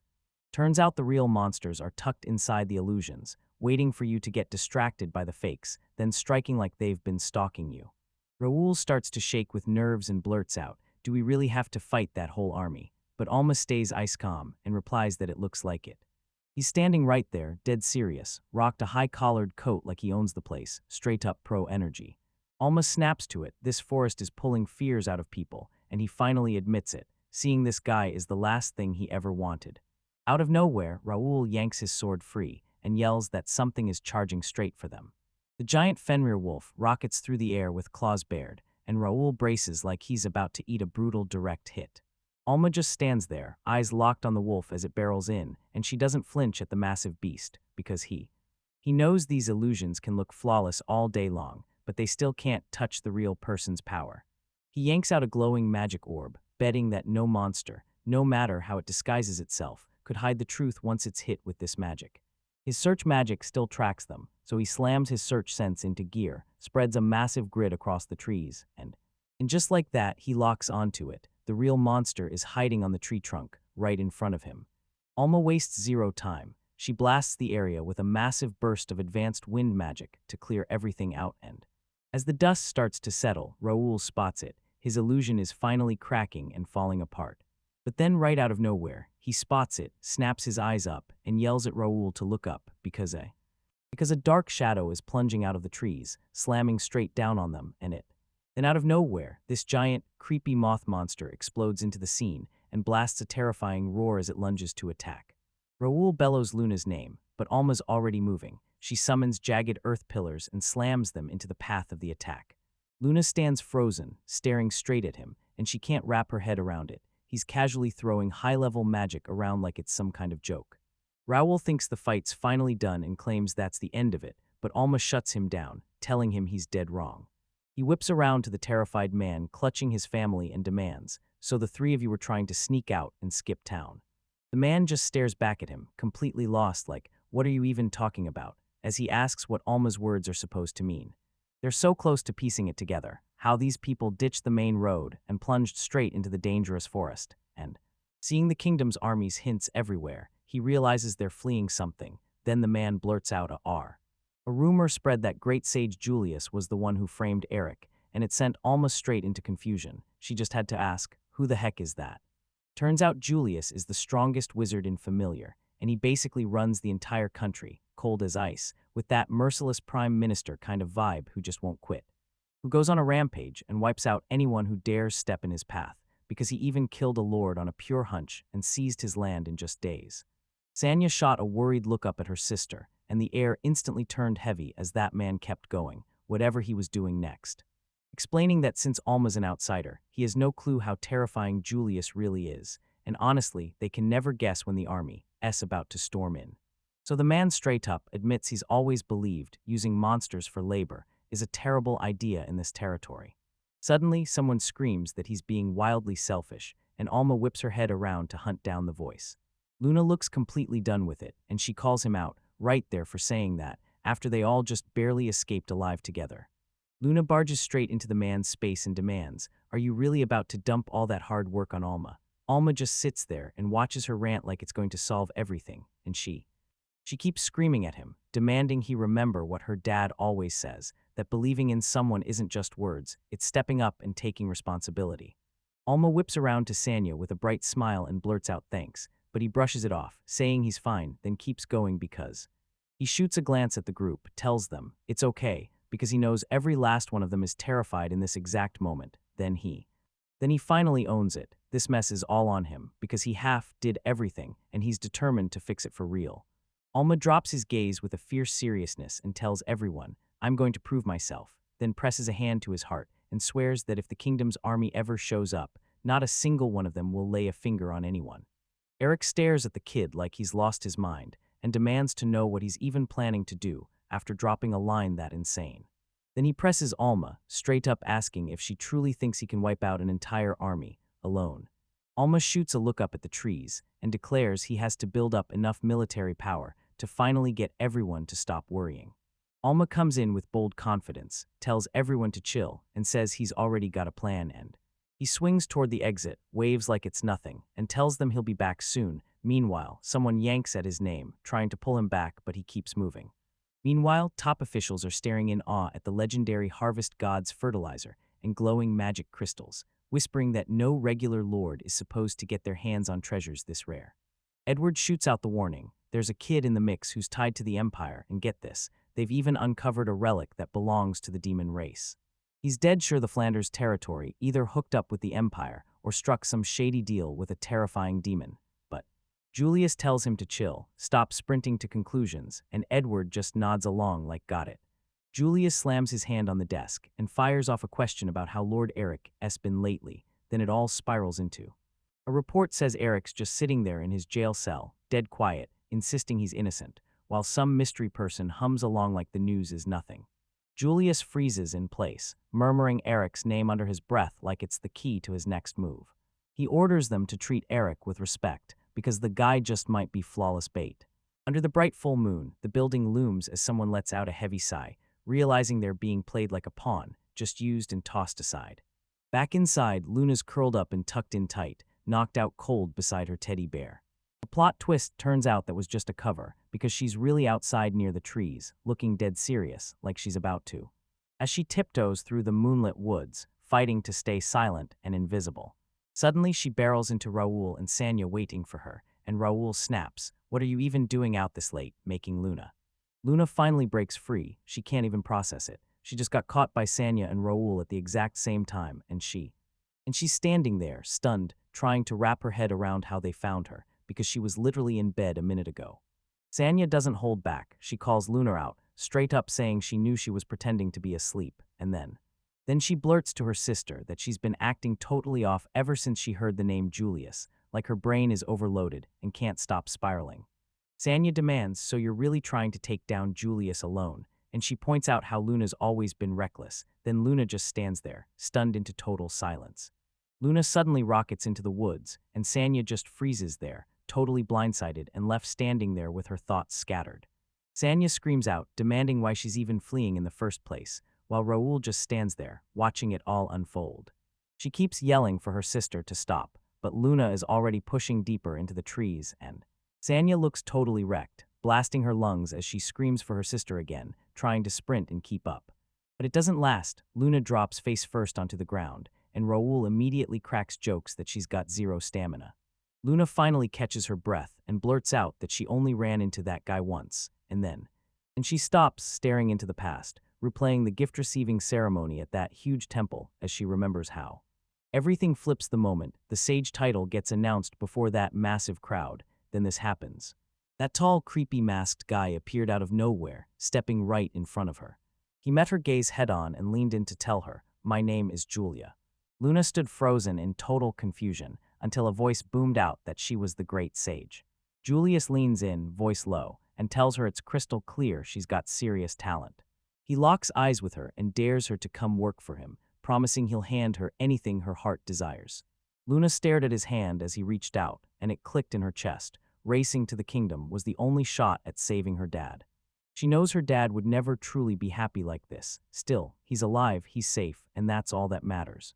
Eyes locked in pure focus, she barks for everyone to get out of her way, right now.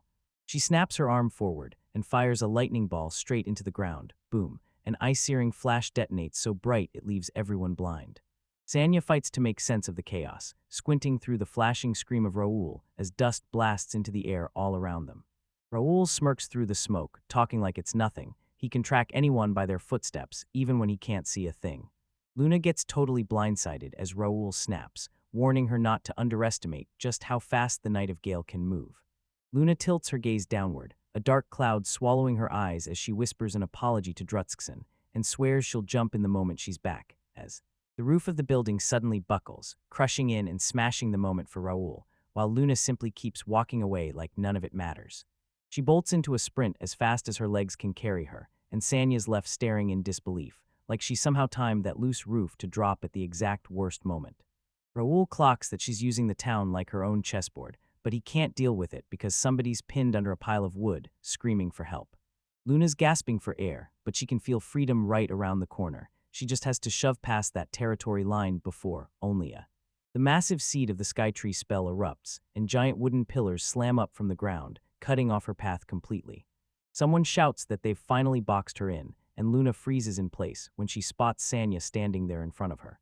Sanya looks totally furious at the whole mess, snapping at her sister to be a good girl and stay right where she is for now. She tries to cool the chaos, pushing the only plan that makes sense: wait for Alma to show up and show up together.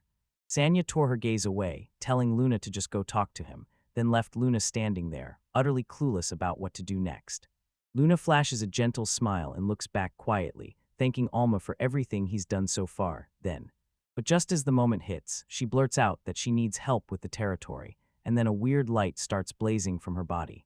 Raoul's jaw drops when he sees her teleport for real, because even after Alma warned her only could jump a few inches at a time, she's doing it anyway. He just freezes and stares at her, nerves buzzing as he realizes she's an absolute genius for pulling off that move right here, right now. As Raoul whips his head around the woods, the night swallows everything, pitch black, and he's got zero clue how they're even supposed to search this forest.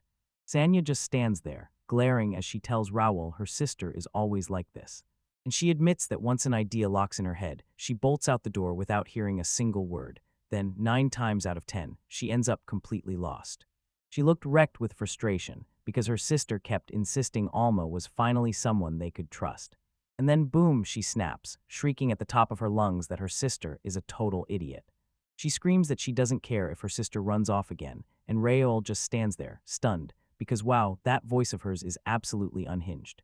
One of the officials closes the talk, promises he'll have everything handled, and then reassures them all he's got it covered. Everything's locked in. He stares down at the little thing in his hand, then asks, "What was that kid's name again?" Right as the scarred man beside him pauses for a beat, then explains who he is, the boy who gave advice to the local lord and even handed over some rare items, and finally decides on the name Alma Fellows. Meanwhile, out in the woods, Alma stands tall with razor focus, clearly locked in on. He's finally tracking someone down. He calls out into the empty air, admitting they're still insanely good at vanishing, and it took him until sunset just to find where they were hiding. Suddenly, the giant wolf Fenrir crashes into view, and he's like, "Seriously, it's weird as hell that you're the one hunting me for once." Alma doesn't miss a beat. She tells the giant wolf straight up that she came out here for one reason: she needs a huge favor. He plants his feet right in front of the beast's snout, shouts Fenrir, and his voice catches right as the fear explodes. With full attention locked in, Alma wears a deadly serious face and tells the lord of the forest he's coming to fight. Fenrir shoots a shocked look at Alma, asking if he's truly serious about starting a fight, then Alma slams him with a straight-up, no messing yes. Alma digs in, stares down the giant wolf, and tells it loud and clear that they should fight, no tricks, he means it. They went all in, so hard that they weren't just talking anymore, they were basically saying they stake their lives on this battle. Fenrir just stares him down and snaps that there's zero reason for them to even do something like that. Yeah, he straight up admits he owes the kid a favor, but the idea of dying in some fight is way too much, and then he cuts off, like he's thinking about his next move. And look, he's been hunting for his son since this morning, so he's trying to shut Alma down. Saying they can talk later, Alma locks eyes with him and snaps, "You don't get the luxury of playing it safe." Then bam, he snaps, unleashes a monstrous attack that tears a giant hole straight into the side of the mountain, and he keeps sprinting while the rocks around them start to falling apart. Fenrir blurts, "What's happening? Alma wouldn't do something like this." He mopes for no reason and demands to know what's going on, and Alma asks if he's heard the rumors that Eric got caught by the kingdom, because the wolf hangs right near where the people live. Fenrir replays the rumors in his head, how the Lord supposedly teamed up with monsters to plot a rebellion. Alma stared down and admitted, straight to the truth, that he actually felt responsible for everything that had gone down. So Fenrir breaks it down. Turns out he's the one stuck with the task of proving Eric never wanted to rebel. He's been. As he racks his brain for a way out, he even throws out a wild idea. Maybe handing the kingdom a rare young monster could actually work. Fenrir clocks what he's really implying and straight up asks if he means his son, but Alma brushes it off like it's nothing, just small talk. As he grilled them, he demanded to know, was this finally a good enough reason to kick off their fight? Fenrir blurts out that he's suddenly too old for this anymore, and Alma goes completely silent, stunned out of nowhere. That giant wolf bares his fangs and snaps back, roaring that he's way too old to just sit back and see how dark Alma's heart has grown. Fenrir finally snaps, drops the act, and unleashes a brutal surge of power that flips everything in an instant. Alma's eyes bulged as he saw Fenrir disappear out of nowhere. Then the massive wolf reared up again like a nightmare. Fenrir snaps to attention right behind him. Shock hits hard, because he swore he had the kid completely caught off guard, but there's Alma standing perfectly fine, like the attack never even grazed him. The kid wastes zero time and starts yelling for advanced wind magic, trying to level up fast. He flattens the whole area with one brutal move, then calls it high storm asterisk. With the wind finally fading, Alma just gives a calm nod and mutters, "Oh, I get it now." He whips his head toward Fenrir and blurts, "Was that the shadow escape move I just saw?" Then he pieces it together. That wolf is hopping from shadow to shadow, dodging every hit. Almost scratches his chin and admits straight up that he really thought that last hit finally had him, but Fenrir's the real one who's stunned. He can't stop thinking how this kid's magic power hits on a completely different level. Fenrir realizes he can't beat Alma in a straight magic showdown, so he decides to shake things up. He told the kid that even with all that power, he's still just a wizard.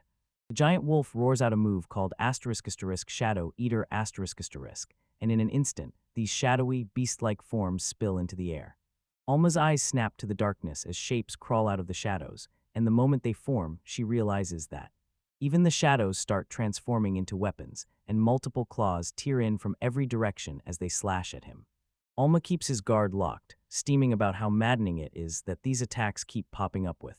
Without a single warning, he realizes, if he lets the shadow beast steal his focus even for a second, the real Fenrir is about to slam in a finishing blow right when he thinks he's safe. Fenrir actually praises him, saying the kid is way more careful than he ever expected, But Alma keeps his cool. He clocks that the main body is hanging back on purpose, and he's got the wolf figured out for sure. Alma lets it slip that his reaction magic barrier isn't some lucky accident. He handcrafted it by blending detection magic with defense magic. It's actually simple. Right when it detects an attack coming, it estimates the damage, then instantly snaps into action and builds a barrier strong enough to slam the blow back. While it's active, he can breathe easy. No surprise hit is catching him off guard.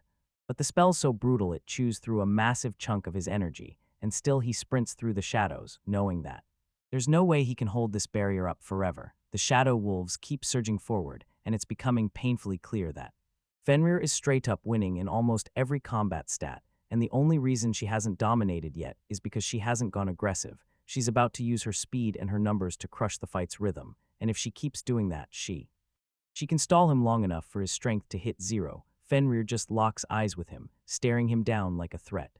Making Alma realize she could just crush him with tactics and end this right now, he twists his plan, because he knows he can't stay still, and he starts casting physical enhancement magic.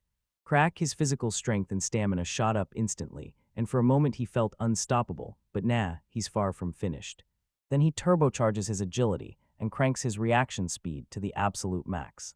Alma snaps into action immediately, activating an evasion boost that helps him speed up fast. But he doesn't stop there. He keeps slamming on more defense and durability fast, turning himself into an even tougher wall. And then he kicks the enhanced vision and presence detection on. Fenrir just stares, horrified that he can chant all those spells at once. Clocking that he's stacking every single upgrade he's got just to slam the distance shut between them. One of the shadow wolves rockets forward, jaws gaping wide, then everything stops because all. But Alma's ready, and when the pack swarms in from every side, he just stands at the center, perfectly calm while the chaos rages around him. He rockets through the air, inches from disaster, dodging those claws like they're swiping through smoke. His new speed makes him nearly impossible to catch. He flips the defense into an attack, hurls a brutal heavy kick, and lands it clean. Then he slams his full weight into a follow-up punch, driving the pressure even harder. Fenrir locks eyes with him, clearly impressed, and then says, "I think it's finally time to get serious." He braces himself and stares down the gigantic wolf, crouched on the rocks across from him. He flashes her a sly smirk and tells her to stop pulling punches, show him your true strength already. Alma keeps shoving for more, pressing, "Is that really all you've got?" And that's when Fenrir snaps and labels him a total monster. Fenrir admits it. She honestly never thought he could take her shadow army head-on like that. But then she tilts her head to the sky and realizes the moment for what's about to happen is perfectly timed. The whole place starts to quake with a brutal roar, and Alma just stands there, stunned, thinking, what the hell is going on? He stares at the horizon and sees the sun finally start to creep over the edge, and then, if Fenrir just smirks and tells him, everything changes from here on out. The whole area gets swallowed by this wild, dark energy the second she declares that he's crossed into her territory. Everything feels ancient and legendary, like they've just stepped straight into Fenrir's own old stories. They say when the world hits its final stop, Fenrir is the monster who will rip the sun and the moon right out of the sky, then swallow them whole. He's about to fully get what that means for him right this second. Yeah, like that's the moment it clicks. Darkness is basically her comfort zone, and he's standing dead center in it like he owns the place while Fenrir stands high on the cliff, staring down below, just waiting for the perfect moment to strike.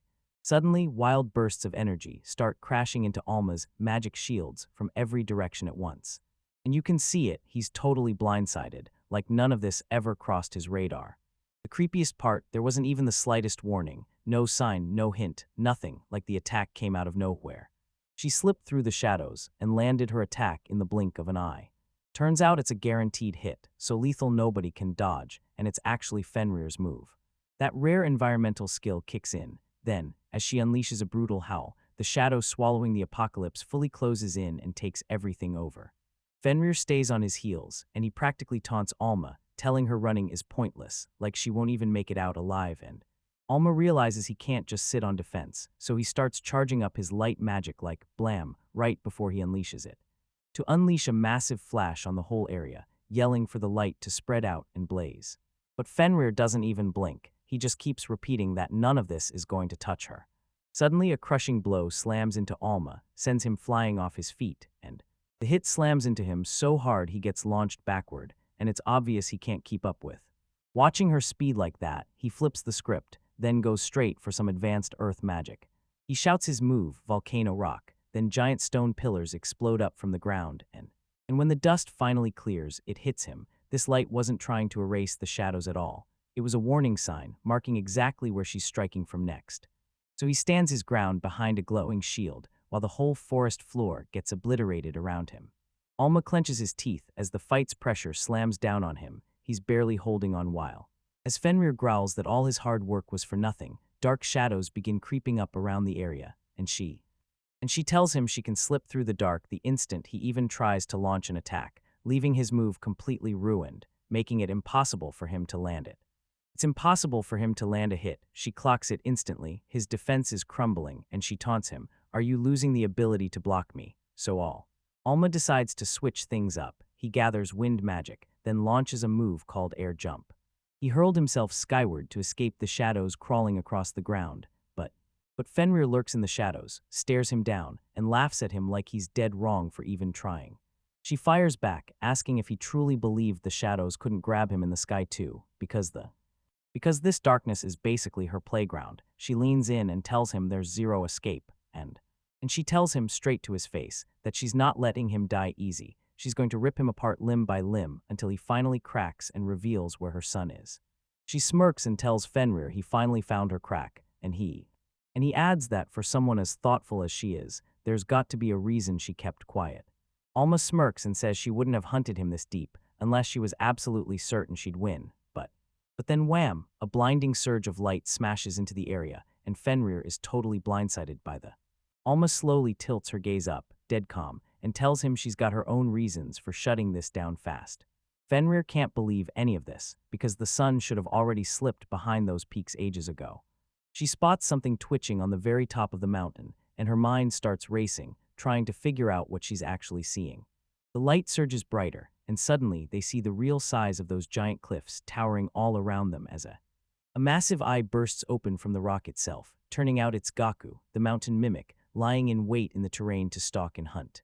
Fenrir starts spiraling when he realizes the mountain is actually a giant beast, and now he's freaking out, wondering if Alma set the whole thing up from the very beginning.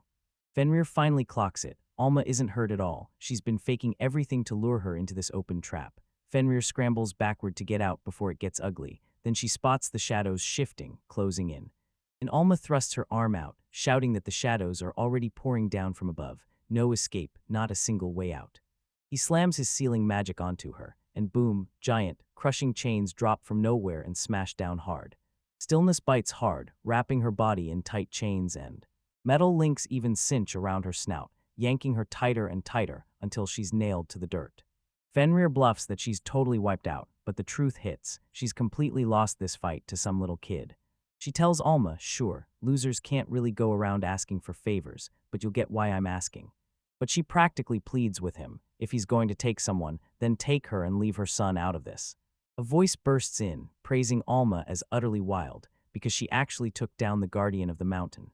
It's Fenrir's pup, and he's losing his mind cheering, because he always knew Alma was a monster through and through. Fenrir gets completely blindsided by what Alma just said and snaps, what do you mean by that? What are you really saying?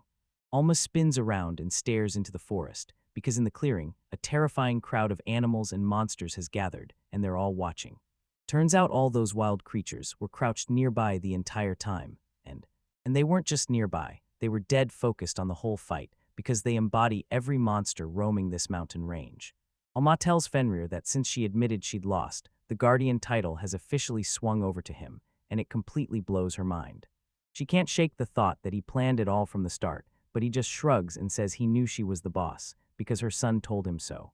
So this little pup just plops there with his tongue hanging out, wagging like crazy, cheering like, that fight was insanely awesome. Fenrir can't believe he went through all that. She keeps saying she owes him one, like she'd have helped in the first place if he'd just asked. Alma tells him it would have taken forever to make the rest of the forest monsters listen any other way, so he had to. So he had to make sure every single person laid eyes on him, because only then would they all recognize him as the new boss of the area.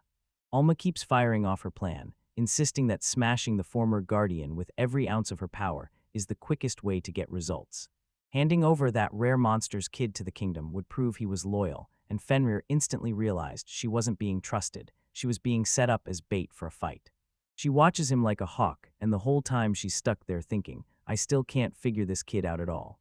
Suddenly, Alma drops to the ground and sinks into a deep bow right in front of her. He stares at the dirt with a stone-cold, serious face and tells Fenrir, I'm truly sorry for everything. He finally confessed he betrayed her trust just to grab power for the land he calls home, knowing full well it would crush her in the process. He tells her he's not even ready to beg for forgiveness yet, but he swears he'll figure out a way to repay her someday. Alma shoots a look up at her and pleads, please just stay calm for now. And Fenrir just freezes there, staring him down like, wow, this kid is seriously weird. She looms over him and finally snaps, so what do you think you're doing, after everything that's happened? Alma freezes mid-breath, like, wait, what are you getting at? But Fenrir just smirks and tells her the truth. People with real power don't bow their heads that easily. She tells him, you already burned all that effort to show off your strength, so backing down now wouldn't make a lick of sense. She fixes him with a smug grin and tells him, see, I knew you'd prove me right. Then she hits Alma with a shocking truth. Starting right now, he's officially the new guardian of the mountain. Alma shoots her a grateful look, finally exhaling in relief because things are actually moving now, so she can start prepping for whatever's about to hit next. Sunlight blazes over the cliffs as Fenrir cuts in again, telling him she's got just one favor she needs to ask. Alma cranes her neck to stare up at the hulking wolf, her curiosity sparking as she wonders what kind of request could possibly bring him to her, and she just stands there, chin up, staring him down and demanding he finally give her a real name. She's completely frozen, and he keeps blurting the word back to her, like he can't process that what he's hearing is actually real. Fenrir stands there with her tiny pup and tells him, straight up, that she wants him to choose a special name, both for her and for him.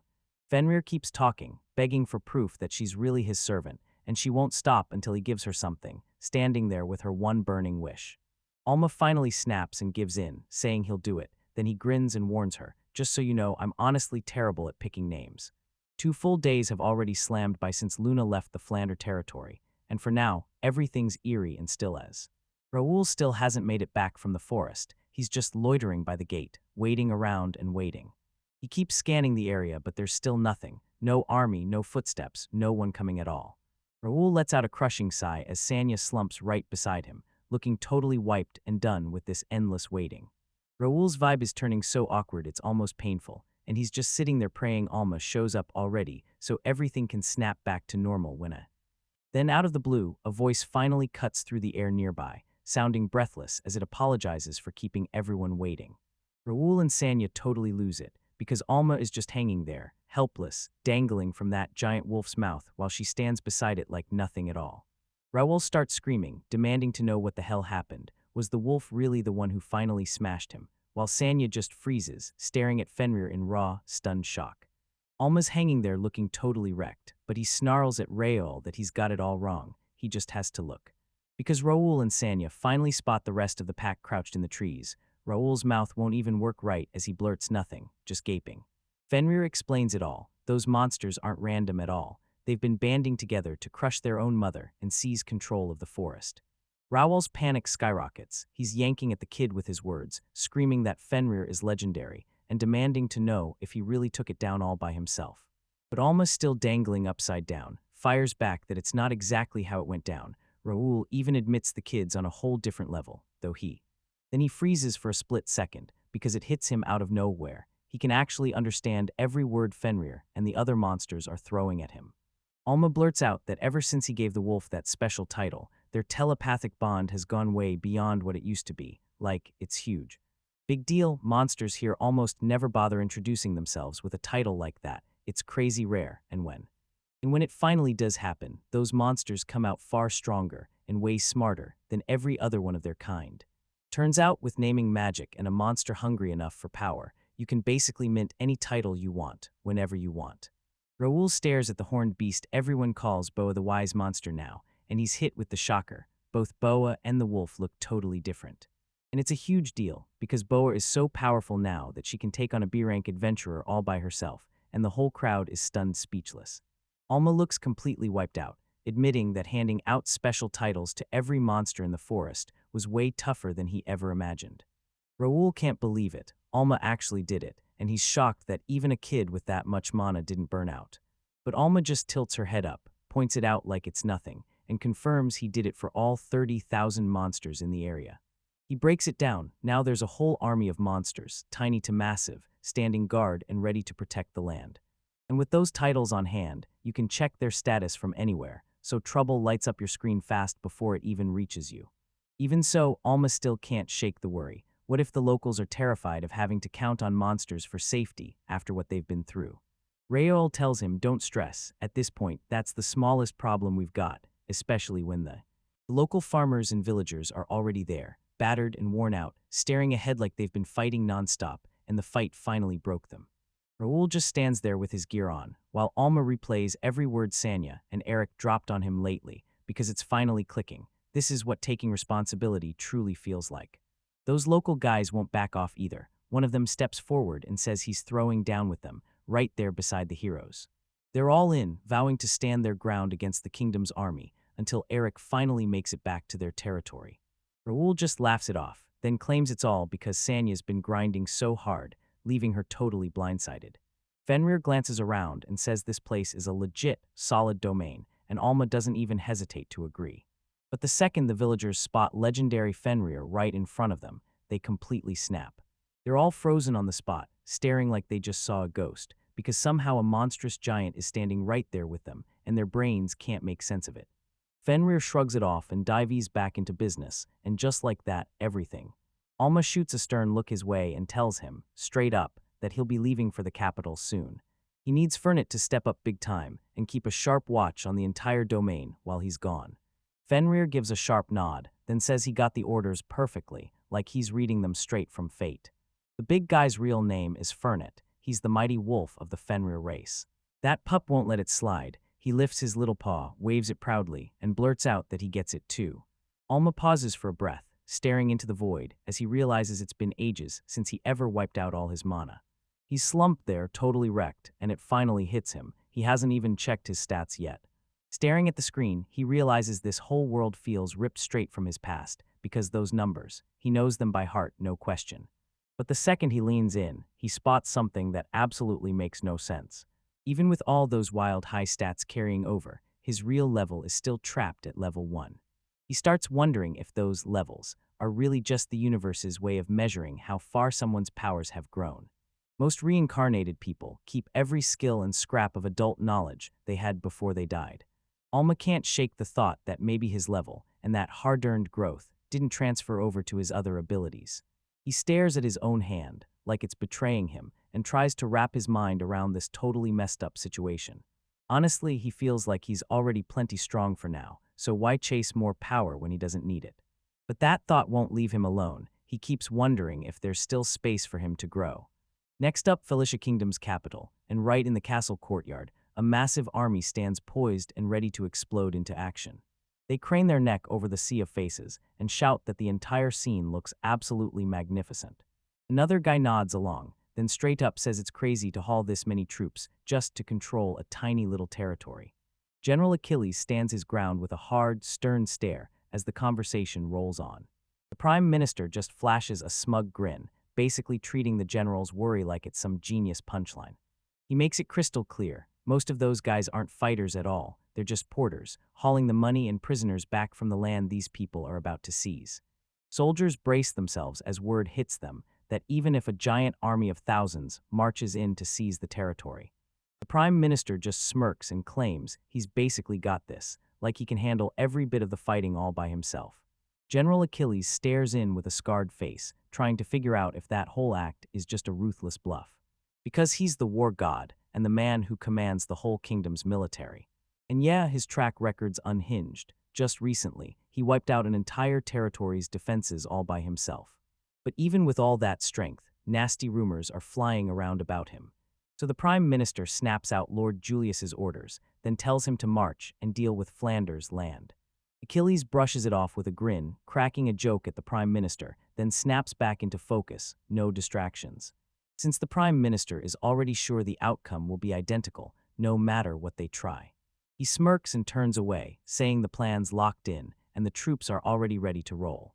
Achilles slips the Prime Minister a message, tell Maesha to stop talking, shut his mouth, and hurry up to kill the Lord.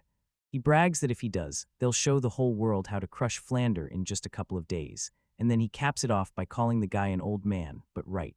Something monstrous slams into the outer wall, and a massive crack bursts open, spiderwebbing across the stone in an instant. The whole area erupts in blinding light from the impact, and down below, the soldiers are left staring in stunned silence. The Prime Minister is completely rattled, and Achilles can't even breathe when he finally sees it. Those outer walls are cracking and breaking right in front of them. With a thunderous crash, the stone splits open and rips a massive hole straight through the heart of their defenses as the Prime Minister locks eyes with the swirling smoke, searching for a shadow in the haze, then demands to know who's there. A girl emerges from the dust and rubble like nothing happened, stone calm, and calmly declares, "I'm Luna."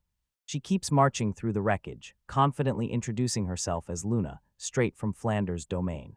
Before she wrapped everything up by telling them, she hurried there just to meet the legendary sage, Julia. Achilles just slumps there, totally wiped out, while the Prime Minister whips his head around, demanding to know where the girl vanished. But outside, the guards immediately cut her off, grilling her on whether she even has a referral letter. Luna's face twists in confusion, and the soldiers quickly tell her she can't just barge in to meet the great sage. She needs a proper appointment or a letter of recommendation, or she can't. Luna suddenly sees the truth, that she had it all backwards, because she really thought they were interested in her, but the soldiers shut that dream down fast and tell her that's just how it works. And she gets so fed up that she starts muttering about how these fans are nothing but a total hassle to deal with. She hits the turning point, scraps the old plan, and pushes her way forward through the wrecked rubble. She bolts out of there, leaving the soldiers freaking out, shouting, "Who are you?" But she won't fold, repeating that she's got business with the great sage Julius. She warns them to get out of the way or face getting hurt, then whips out serious wind magic and starts casting. He loosed a brutal high storm spell that ripped straight through the area, laying everything to waste, blasting those soldiers out of the way before they could even finish a single sentence. The blast slams into the guards, and as they're shoved backward, one of them erupts in pure frustration, and the other one spins around, totally baffled, because the attack just vanished like it never existed. Inside, Edward sprawls in a chair, laughs his head off, and calls Luna a surprisingly lively intruder, then decides he might as well investigate for himself. And Luna stares in shock as her magic gets abruptly crushed right before her eyes. Edward snaps at her to pipe down, warning that if she keeps staring, she might get nailed by some stray shot. Then he crashes through the chaos, with a massive creepy grin plastered across his face. Luna just freezes, staring at him in total disbelief at what's unfolding right in front of. Mostly because he just swatted away a colossal magic attack with his bare hands alone. Edward snaps at the guards to move out of his way, and they back off instantly, no hesitation, no arguments. Leaving Luna standing there, beads of sweat pouring down as she finally clocks it. This isn't a game anymore, it's a real fight. The moment this new guy steps in, the whole room goes still, because the power pouring off him is on a totally different level. Luna feels it on the spot. She freezes solid, slammed in place by the sheer insane aura he's unleashing. General Achilles keeps marching ahead, wearing ice gold calm like its armor. Leaving Luna trembling so hard she can barely stand, then it hits him. This guy's power is on the level of Sage Julius, or maybe something even more terrifying. Achilles finally slams to a stop, stares them down, and lets out a sharp, disappointed, "So why is it just a girl and some little kid?" He doesn't even bother to consider them. He just smirks and tells them to scram right now, because he'll let them go. Luna freezes in total shock, because she realizes it's General Achilles, yet he's still grumbling that he just can't get the chance to blow off some steam. She just freezes there, wide-eyed and shaking, caught in that wild mix of terror and disbelief, like part of her can't help feeling relieved he's not attacking.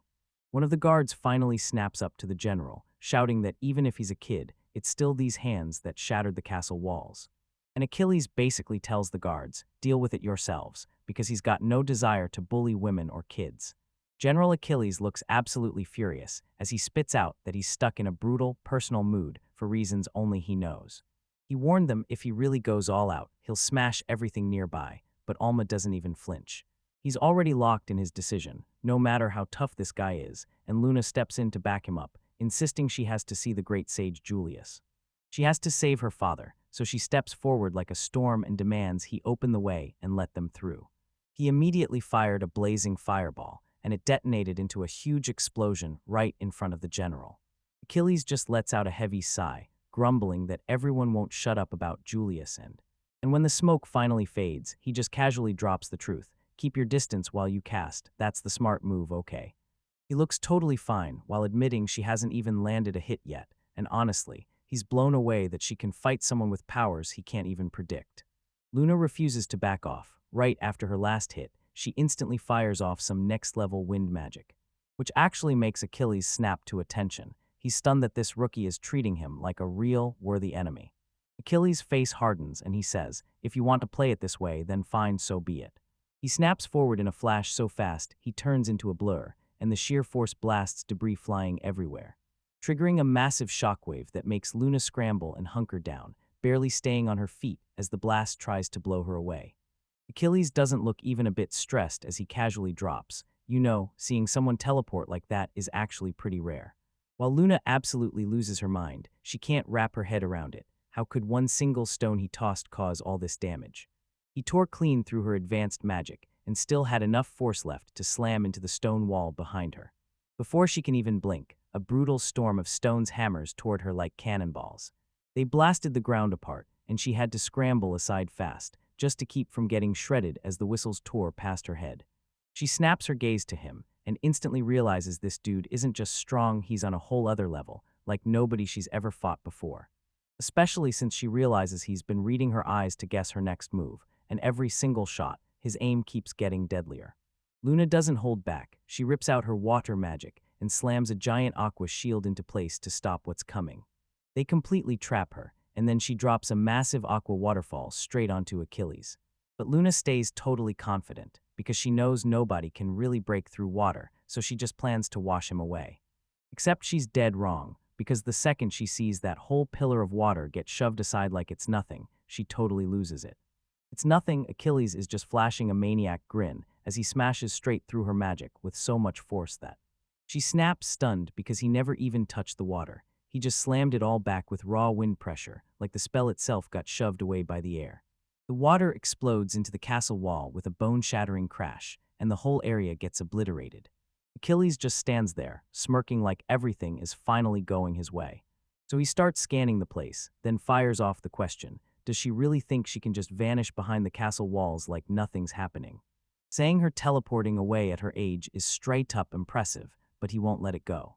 Achilles towers over Luna and snaps, look behind you, the exit's right there, hurry up and get out. But Eric just freezes, staring at the castle walls in pure shock at how badly they've been wrecked already. And Achilles starts thinking, wait, did someone just hand me a physical boost? until he realizes no normal gift would ever crank someone up to this insane, bone-crushing strength. They're probably boosting their sprint with some kind of magic and tossing those rocks like it's a weapon plan, because they haven't shown a shred of direct attack magic yet, so he's betting. Yet Luna blurts out the truth. She didn't run away at all, and Achilles spins around, asking what the hell she means. As she shoots him a shaky little smile and admits she really, truly wanted to be in this exact spot. The ground abruptly crumbles beneath Achilles, and before he can even react, he starts to fall, totally blindsided. He can't even process it. He blurts out a confused noise as his eyes snap wide open.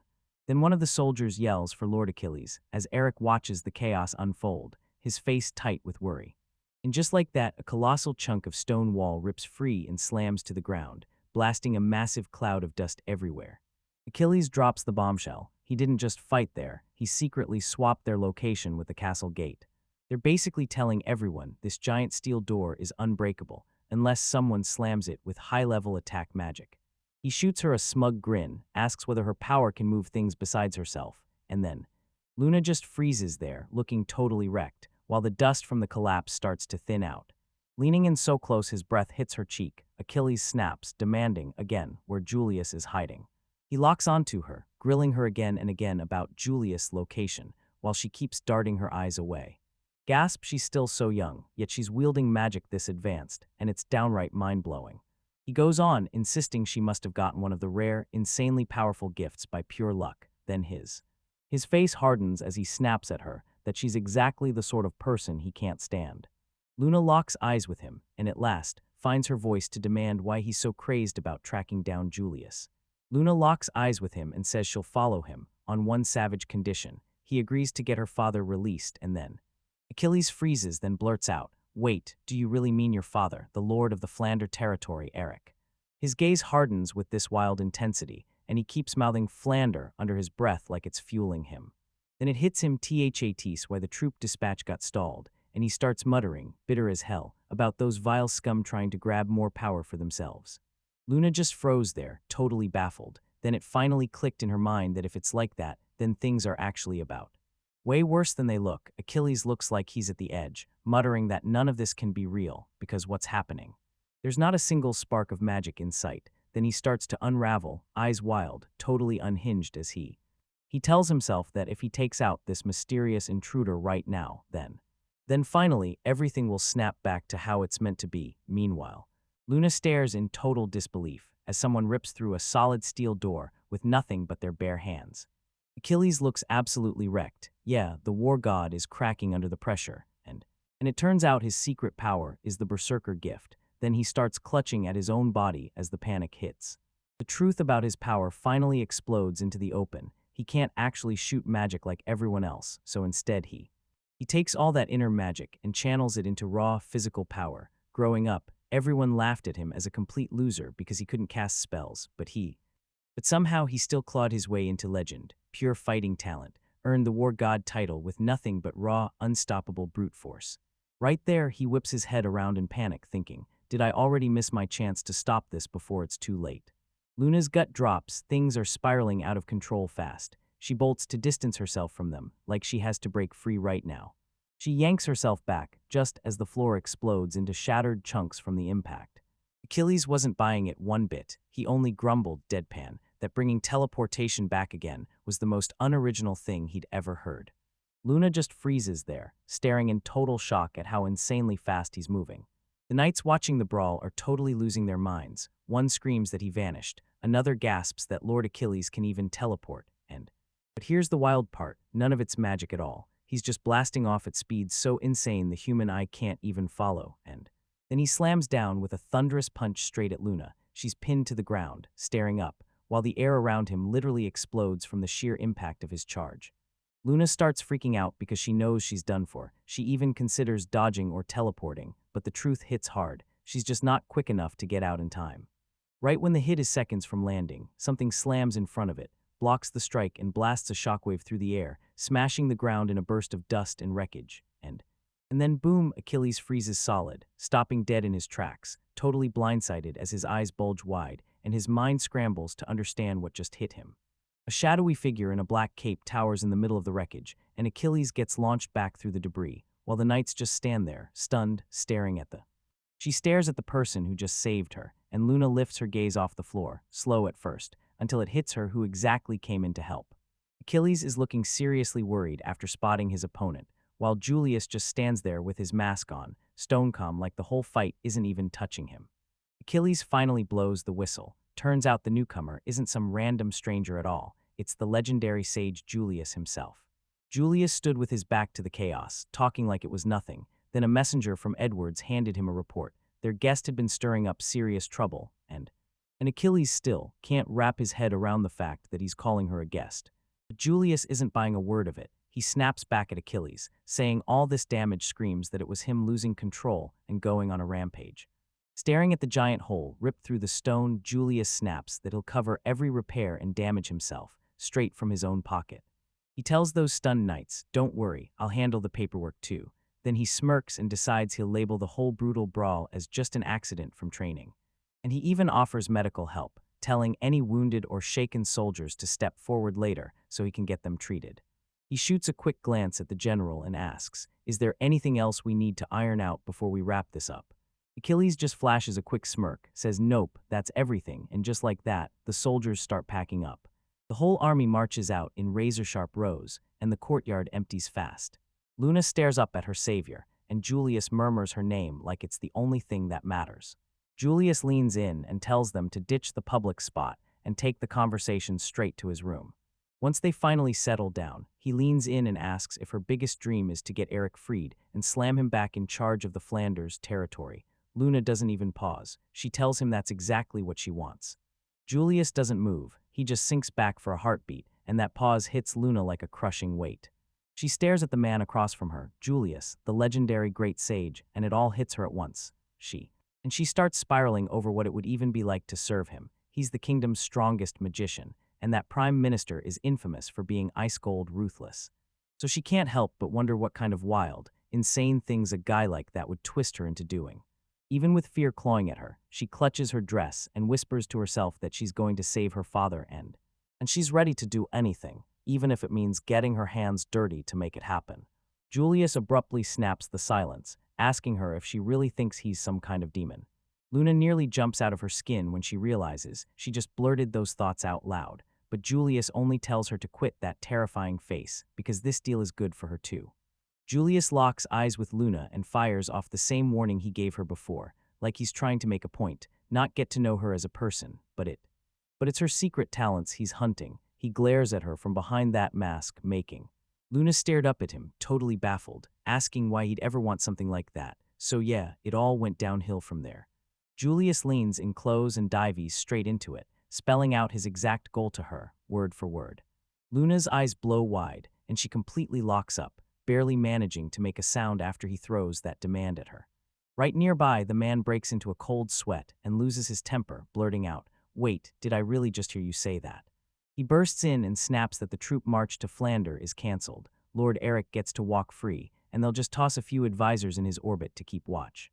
Julius stands in the huge hall with Luna beside him, and he snaps, "Yeah, that's part of it, but it's not what I meant." He pauses like he's weighing everything, then brings up the kid, "Yeah, everything's moving along just fine." The scene cuts out with him blurting her full name, Luna, of the Flanders territory, as he looms there like a dark shadow. Julius slams a huge bombshell on everyone, straight up declaring he wants Luna as his wife, and it instantly sets everything in motion, leading. It leaves Edward sweating buckets, eyes wide with panic, as he demands, "Does Julius mean this for real?" Luna just freezes in dead silence, eyes wide like she can't believe what she's seeing. She can barely push the words out, stammering about a wedding while her eyes lock on the desk right in front of her. Luna snaps, tells him to shut up, and can't stop thinking about what a total pervert he. Remembering Sanya's warning, she snaps back she's an adult, then flashes her height like evidence, but Julius won't budge an inch. He keeps repeating the same thing. He's only after her power, and he's determined to get it under his control. Luna stares down and fires the question, was that power really worth burning her father and her whole home to the ground? And she locks eyes with him, baffled. Why is he clawing so hard for that kind of power? Julia drops the bomb that the ceremony is tomorrow, and Luna gets stuck alone in her room, spiraling through thoughts. Julius stares out the window at the pitch-black sky, tells Luna it's getting late, and orders someone to escort her to her room for the night, so she's set before it goes any farther. As they stride through the halls, Luna finally realizes the truth. Julius isn't marrying her out of love at all. He's using the marriage to seize control of her magic. Luna keeps her head down and looks utterly miserable as they march forward. Edward can practically see how brutally hard that news hits her. So he glances at her and snaps, "Stop wearing that gloomy face. There's gotta be a bright upside hiding in all this." Edward tells her, "I get why you're furious about a forced marriage, but trust me, this is a once-in-a-lifetime opening. Most nobles would claw their way into it, and that's where things spiral, leaving." He storms off, leaving Luna totally baffled, bragging that she'll have more power than most nobles, and that she'll get full access to every palace luxury bath. And those massive orchards explode into flowers, but what really nails her attention is him dropping that the royal library is stuffed with rare magic books. With all those magic tomes looming in her mind, Luna starts to doubt herself. Then she catches the wild thought that maybe being stuck here wouldn't be so terrible after all. Edward throws in one more bombshell. Julius is over 60 and still looks that good, which is absolutely insane, and Luna totally snaps, yelling that there's no way he's that old. Edward just smirks and reminds her Julius was already prime minister back when he was only just starting out as an adventurer. Edward drops his gaze, face set in steel, and his mind reels back through everything as he blurts out, "Julius, are you okay?" And Julius just stares out the window, snaps that it's nothing, then admits he's stuck on one brutal question: why anyone would even crave power. Edward admits he's still not totally sure what Julius is truly chasing either, but he remembers that old moment when Julius stared at a painting and suddenly said something that stuck with him. Julius clutches the letter in his hands, and Edward remembers him swearing he had one promise he couldn't afford to break. Suddenly, a voice slices through the halls, screaming at some fool not to mess with them. The guy lines in and tells Julius the soldiers have been itching to move for ages. He's fuming because after all those delays, Julius slams the whole plan to a halt. He's calling everything off just to marry some young girl. The marked guy marches straight into Julius' space, glaring up and snapping whether he even realizes how much chaos he's dragging on everyone else. Julius stays ice cold, calmly telling him he's certain this is the right move for the kingdom's future. He just scoffs and says, "From where I'm standing, it looks like an old man who's finally snapped." Julius shuts the argument down for good. He makes it crystal clear. The ceremony starts today, and nobody's changing a thing. He shoots his arm out and hands them an invitation, insisting they have to be there for the big event. While Luna just stands there, totally frazzled, right behind her, Achilles lies collapsed on the floor. Achilles staggers back onto his feet, trying to blurt to Julius, "I didn't get to finish what I was saying," But then he bursts into this sneaky, self-satisfied laugh, muttering that she's finally alone now, and it hits Luna like ice, freezing her solid on the spot. Dark energy starts blasting out of Achilles as he curls over in agony, and it looks like that strange horn of his is about to return. Turns out his berserker gift is a brutal double-edged curse. Every last ounce of his magic power gets slammed inside his own body, and it won't come out. Julius snaps his gaze back, grim-faced, and lays it out. Yeah, that kind of raw power hits hard, but it drags some brutal downsides with it. The guy's emotions are screaming at full volume, and it throws his internal magic into total chaos. While everyone else just lets magic pour out naturally, Achilles is a walking ticking bomb. He refuses to release even a drop of that energy. Turns out when magic power keeps stacking up inside someone, it starts to mess with their nerves for real, and right now the war god has totally snapped, berserk, and Achilles just stands there looking like a straight-up monster. He kept mumbling, and you could tell it was freaking him out, because somehow he could actually hear a voice inside his own head. Luna and Lord Fellows are staring at this unfold in sheer disbelief, because the entire atmosphere feels totally wrong. Achilles finally snaps and blasts a scream at the top of his lungs, yelling for everything to shatter into pieces. He lunges at Julius, screaming for him to die, while hurling him the accusation of being a pervert. Julius stays stone calm behind his mask, tells the guy he's got it all backwards, and shuts that whole misunderstanding down hard. Luna watches it all unfold, and dread slams into her, because if Julius really takes the war god head-on, then it's basically a sure thing that at least one of them is gonna meet a brutal end. She lunges forward, snatches Julius' cloak, and blurts out his name, yet her mind is screaming, should I really try to stop this? Achilles is spiraling into rock bottom, replaying how he could have just married his way into the territory if it weren't for Flander and Julius. He knows someone once pulled him back from the edge, but even with all his power, it still feels like everything he fights for is slipping out of his grasp. Right in the thick of it, Julius thrusts his hands out and screams at everyone, don't you do a single thing. Dead serious behind that mask, he tightens his grip and readies a wild, one-of-a-kind skill. No one saw it coming. He snaps his hands together, and the moment he triggers that heavy environmental magic, the entire atmosphere flips on a dime. Brutal blast or razor-sharp blade rips straight through the air, catching Achilles completely off guard as his eyes go wide with pure shock. A savage scream tears through the air, and Luna snaps her head around, wondering, was that Achilles or someone else? It all hit her so fast she could barely catch up, as the chaos exploded right in front of her eyes. Luna tries to wrap her head around what just happened, but then she catches this pathetic, off-kilter vibe, and it hits her like a deja vu she can't shake. She remembers throwing her own magic around to get everyone into the palace, but looks like their luck just hit zero. Alma glances back at the chaos and admits the whole vibe has turned downright unsettling. Luna freezes in pure shock, then screams Alma's name as everything starts to unravel and collapse. He keeps his cool, then casually calls out to her, begging her to stay locked in and keep fighting for her life. Over on the other side, Edward is losing his mind. How on earth did some intruder slip past the castle's barriers, and are they cheating with teleportation just to pop out of nowhere? He snaps out of it and stops overthinking, because the how suddenly doesn't matter at all anymore.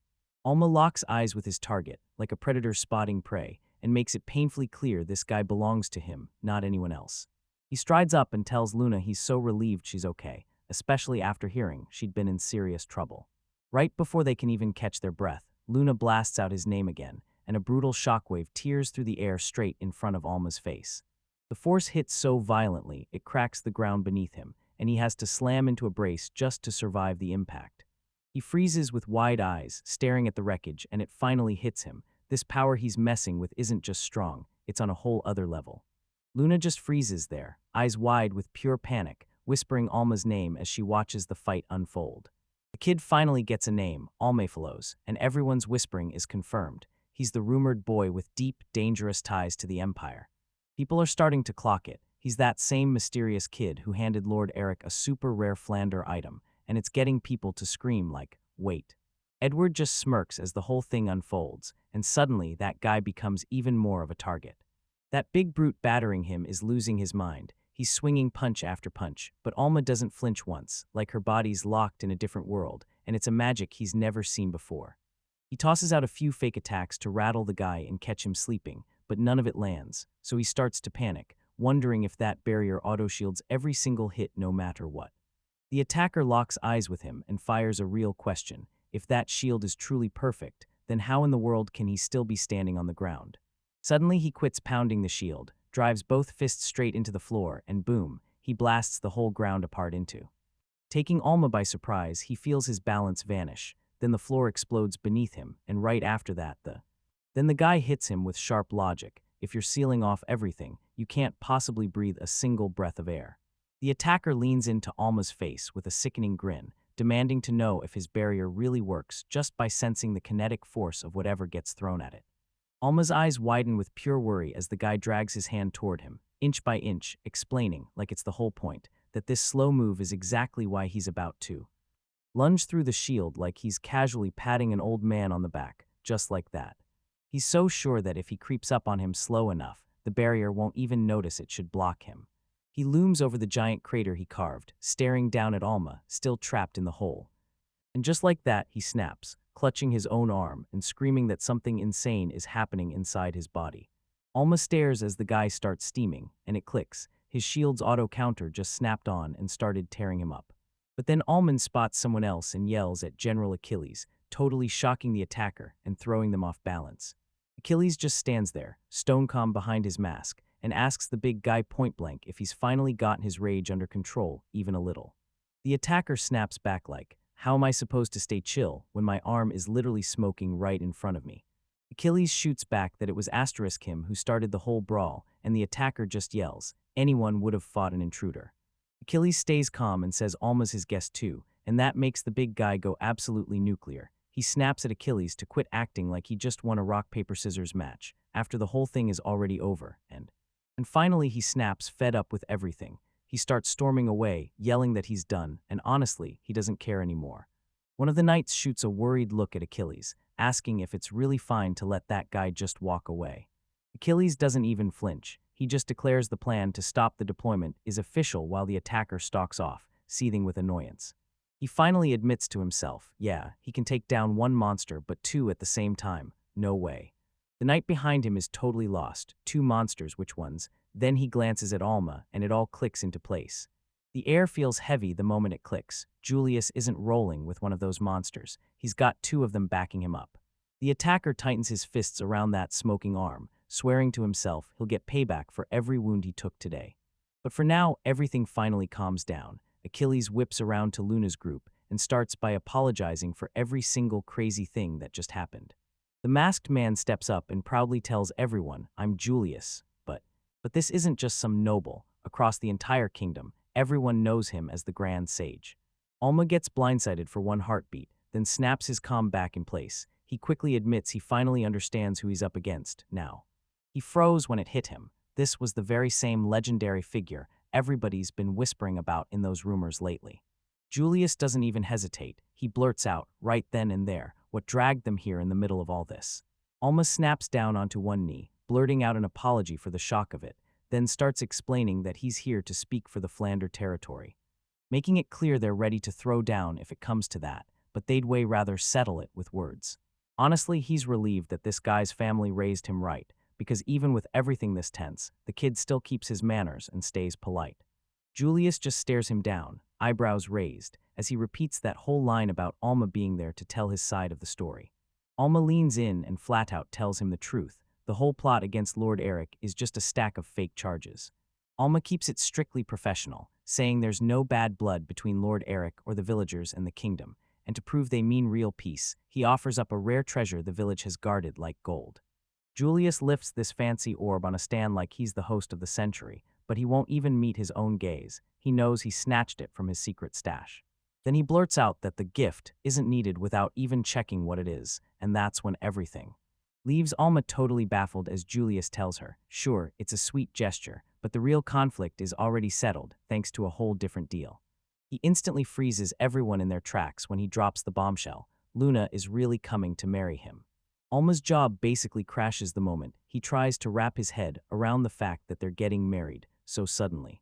Edward steps in and breaks it down. Once he marries into the kingdom's top official's family, the Flander territory and its lord will finally be shielded from any more trouble. He even drops the bombshell that Lord Eric is already out of prison, and they're treating him like a VIP guest right now. Eric sits alone, completely crushed, whispering Luna's name like it's the only thing keeping him standing. Raoul buys none of it. He snaps, starts yelling, and jabs a finger at them like, you're just cashing Eric's life to buy Luna's freedom. He keeps yelling that their marriage shouldn't even be legal, and I'm just standing there, blinking, stunned by the sudden explosion of rage. Julius shrugs off Rawls, shouting like it's nothing, then calmly tells him that people can talk all they want. Eventually, they'll come up with something better. Saying political marriages happen nonstop just to chase power and interest, and then swearing this engagement is 100% consensual for everyone involved. And don't forget, every step of this whole mess is locked down by the kingdom's laws, no exceptions. He whips his attention back to her, grilling Luna like, tell me it isn't the truth. Alma can only stare, barely managing to whisper his name as he hangs there, waiting for her answer. While Luna just stands there, tears pouring down as her heart breaks wide open. She finally finds her voice and blasts out a message to both Alma and Raoul. Grinning, she thanked them for hauling themselves all this way, just because she mattered. Deep in her chest, she keeps telling herself it's fine, even though she can't really explain why her heart feels like this. She kept telling herself, if I marry the Grand Sage, my father and everyone back home will finally be safe. Luna can't stop thinking about how the kingdom's help will finally blow the doors off her territory, and even though she's only known Alma and Raoul for a few months, it already feels like everything's changing. Alma can only think about that face right now, and she desperately tells herself that if everyone else is smiling, then maybe everything really is okay. She's completely fine. Seeing them smile is the only happiness she truly needs. Alma stares at her with total dread, and the moment he murmurs her name under his breath, worry floods his face. Julius slashes through the silence and declares, the wedding happens tomorrow. He told the whole group, you're invited, Luna's friends, and my people will have rooms ready for you. He stares at Luna and tells her she's worn out, then pushes her to go get some rest before things spiral. Alma watches her go, and the truth hits him hard, like it's finally landing that this is real. Later on, Luna stands alone in a hushed room, eyes locked on a massive wedding dress towering above her. She told herself one last time, their happiness matters more than mine, and tried to make it true. Luna slumps in the dark, a cloth pressed to her head, totally wiped out, staring into nothing as her mind spirals, begging herself to figure out why she couldn't just force out the words she needed to say.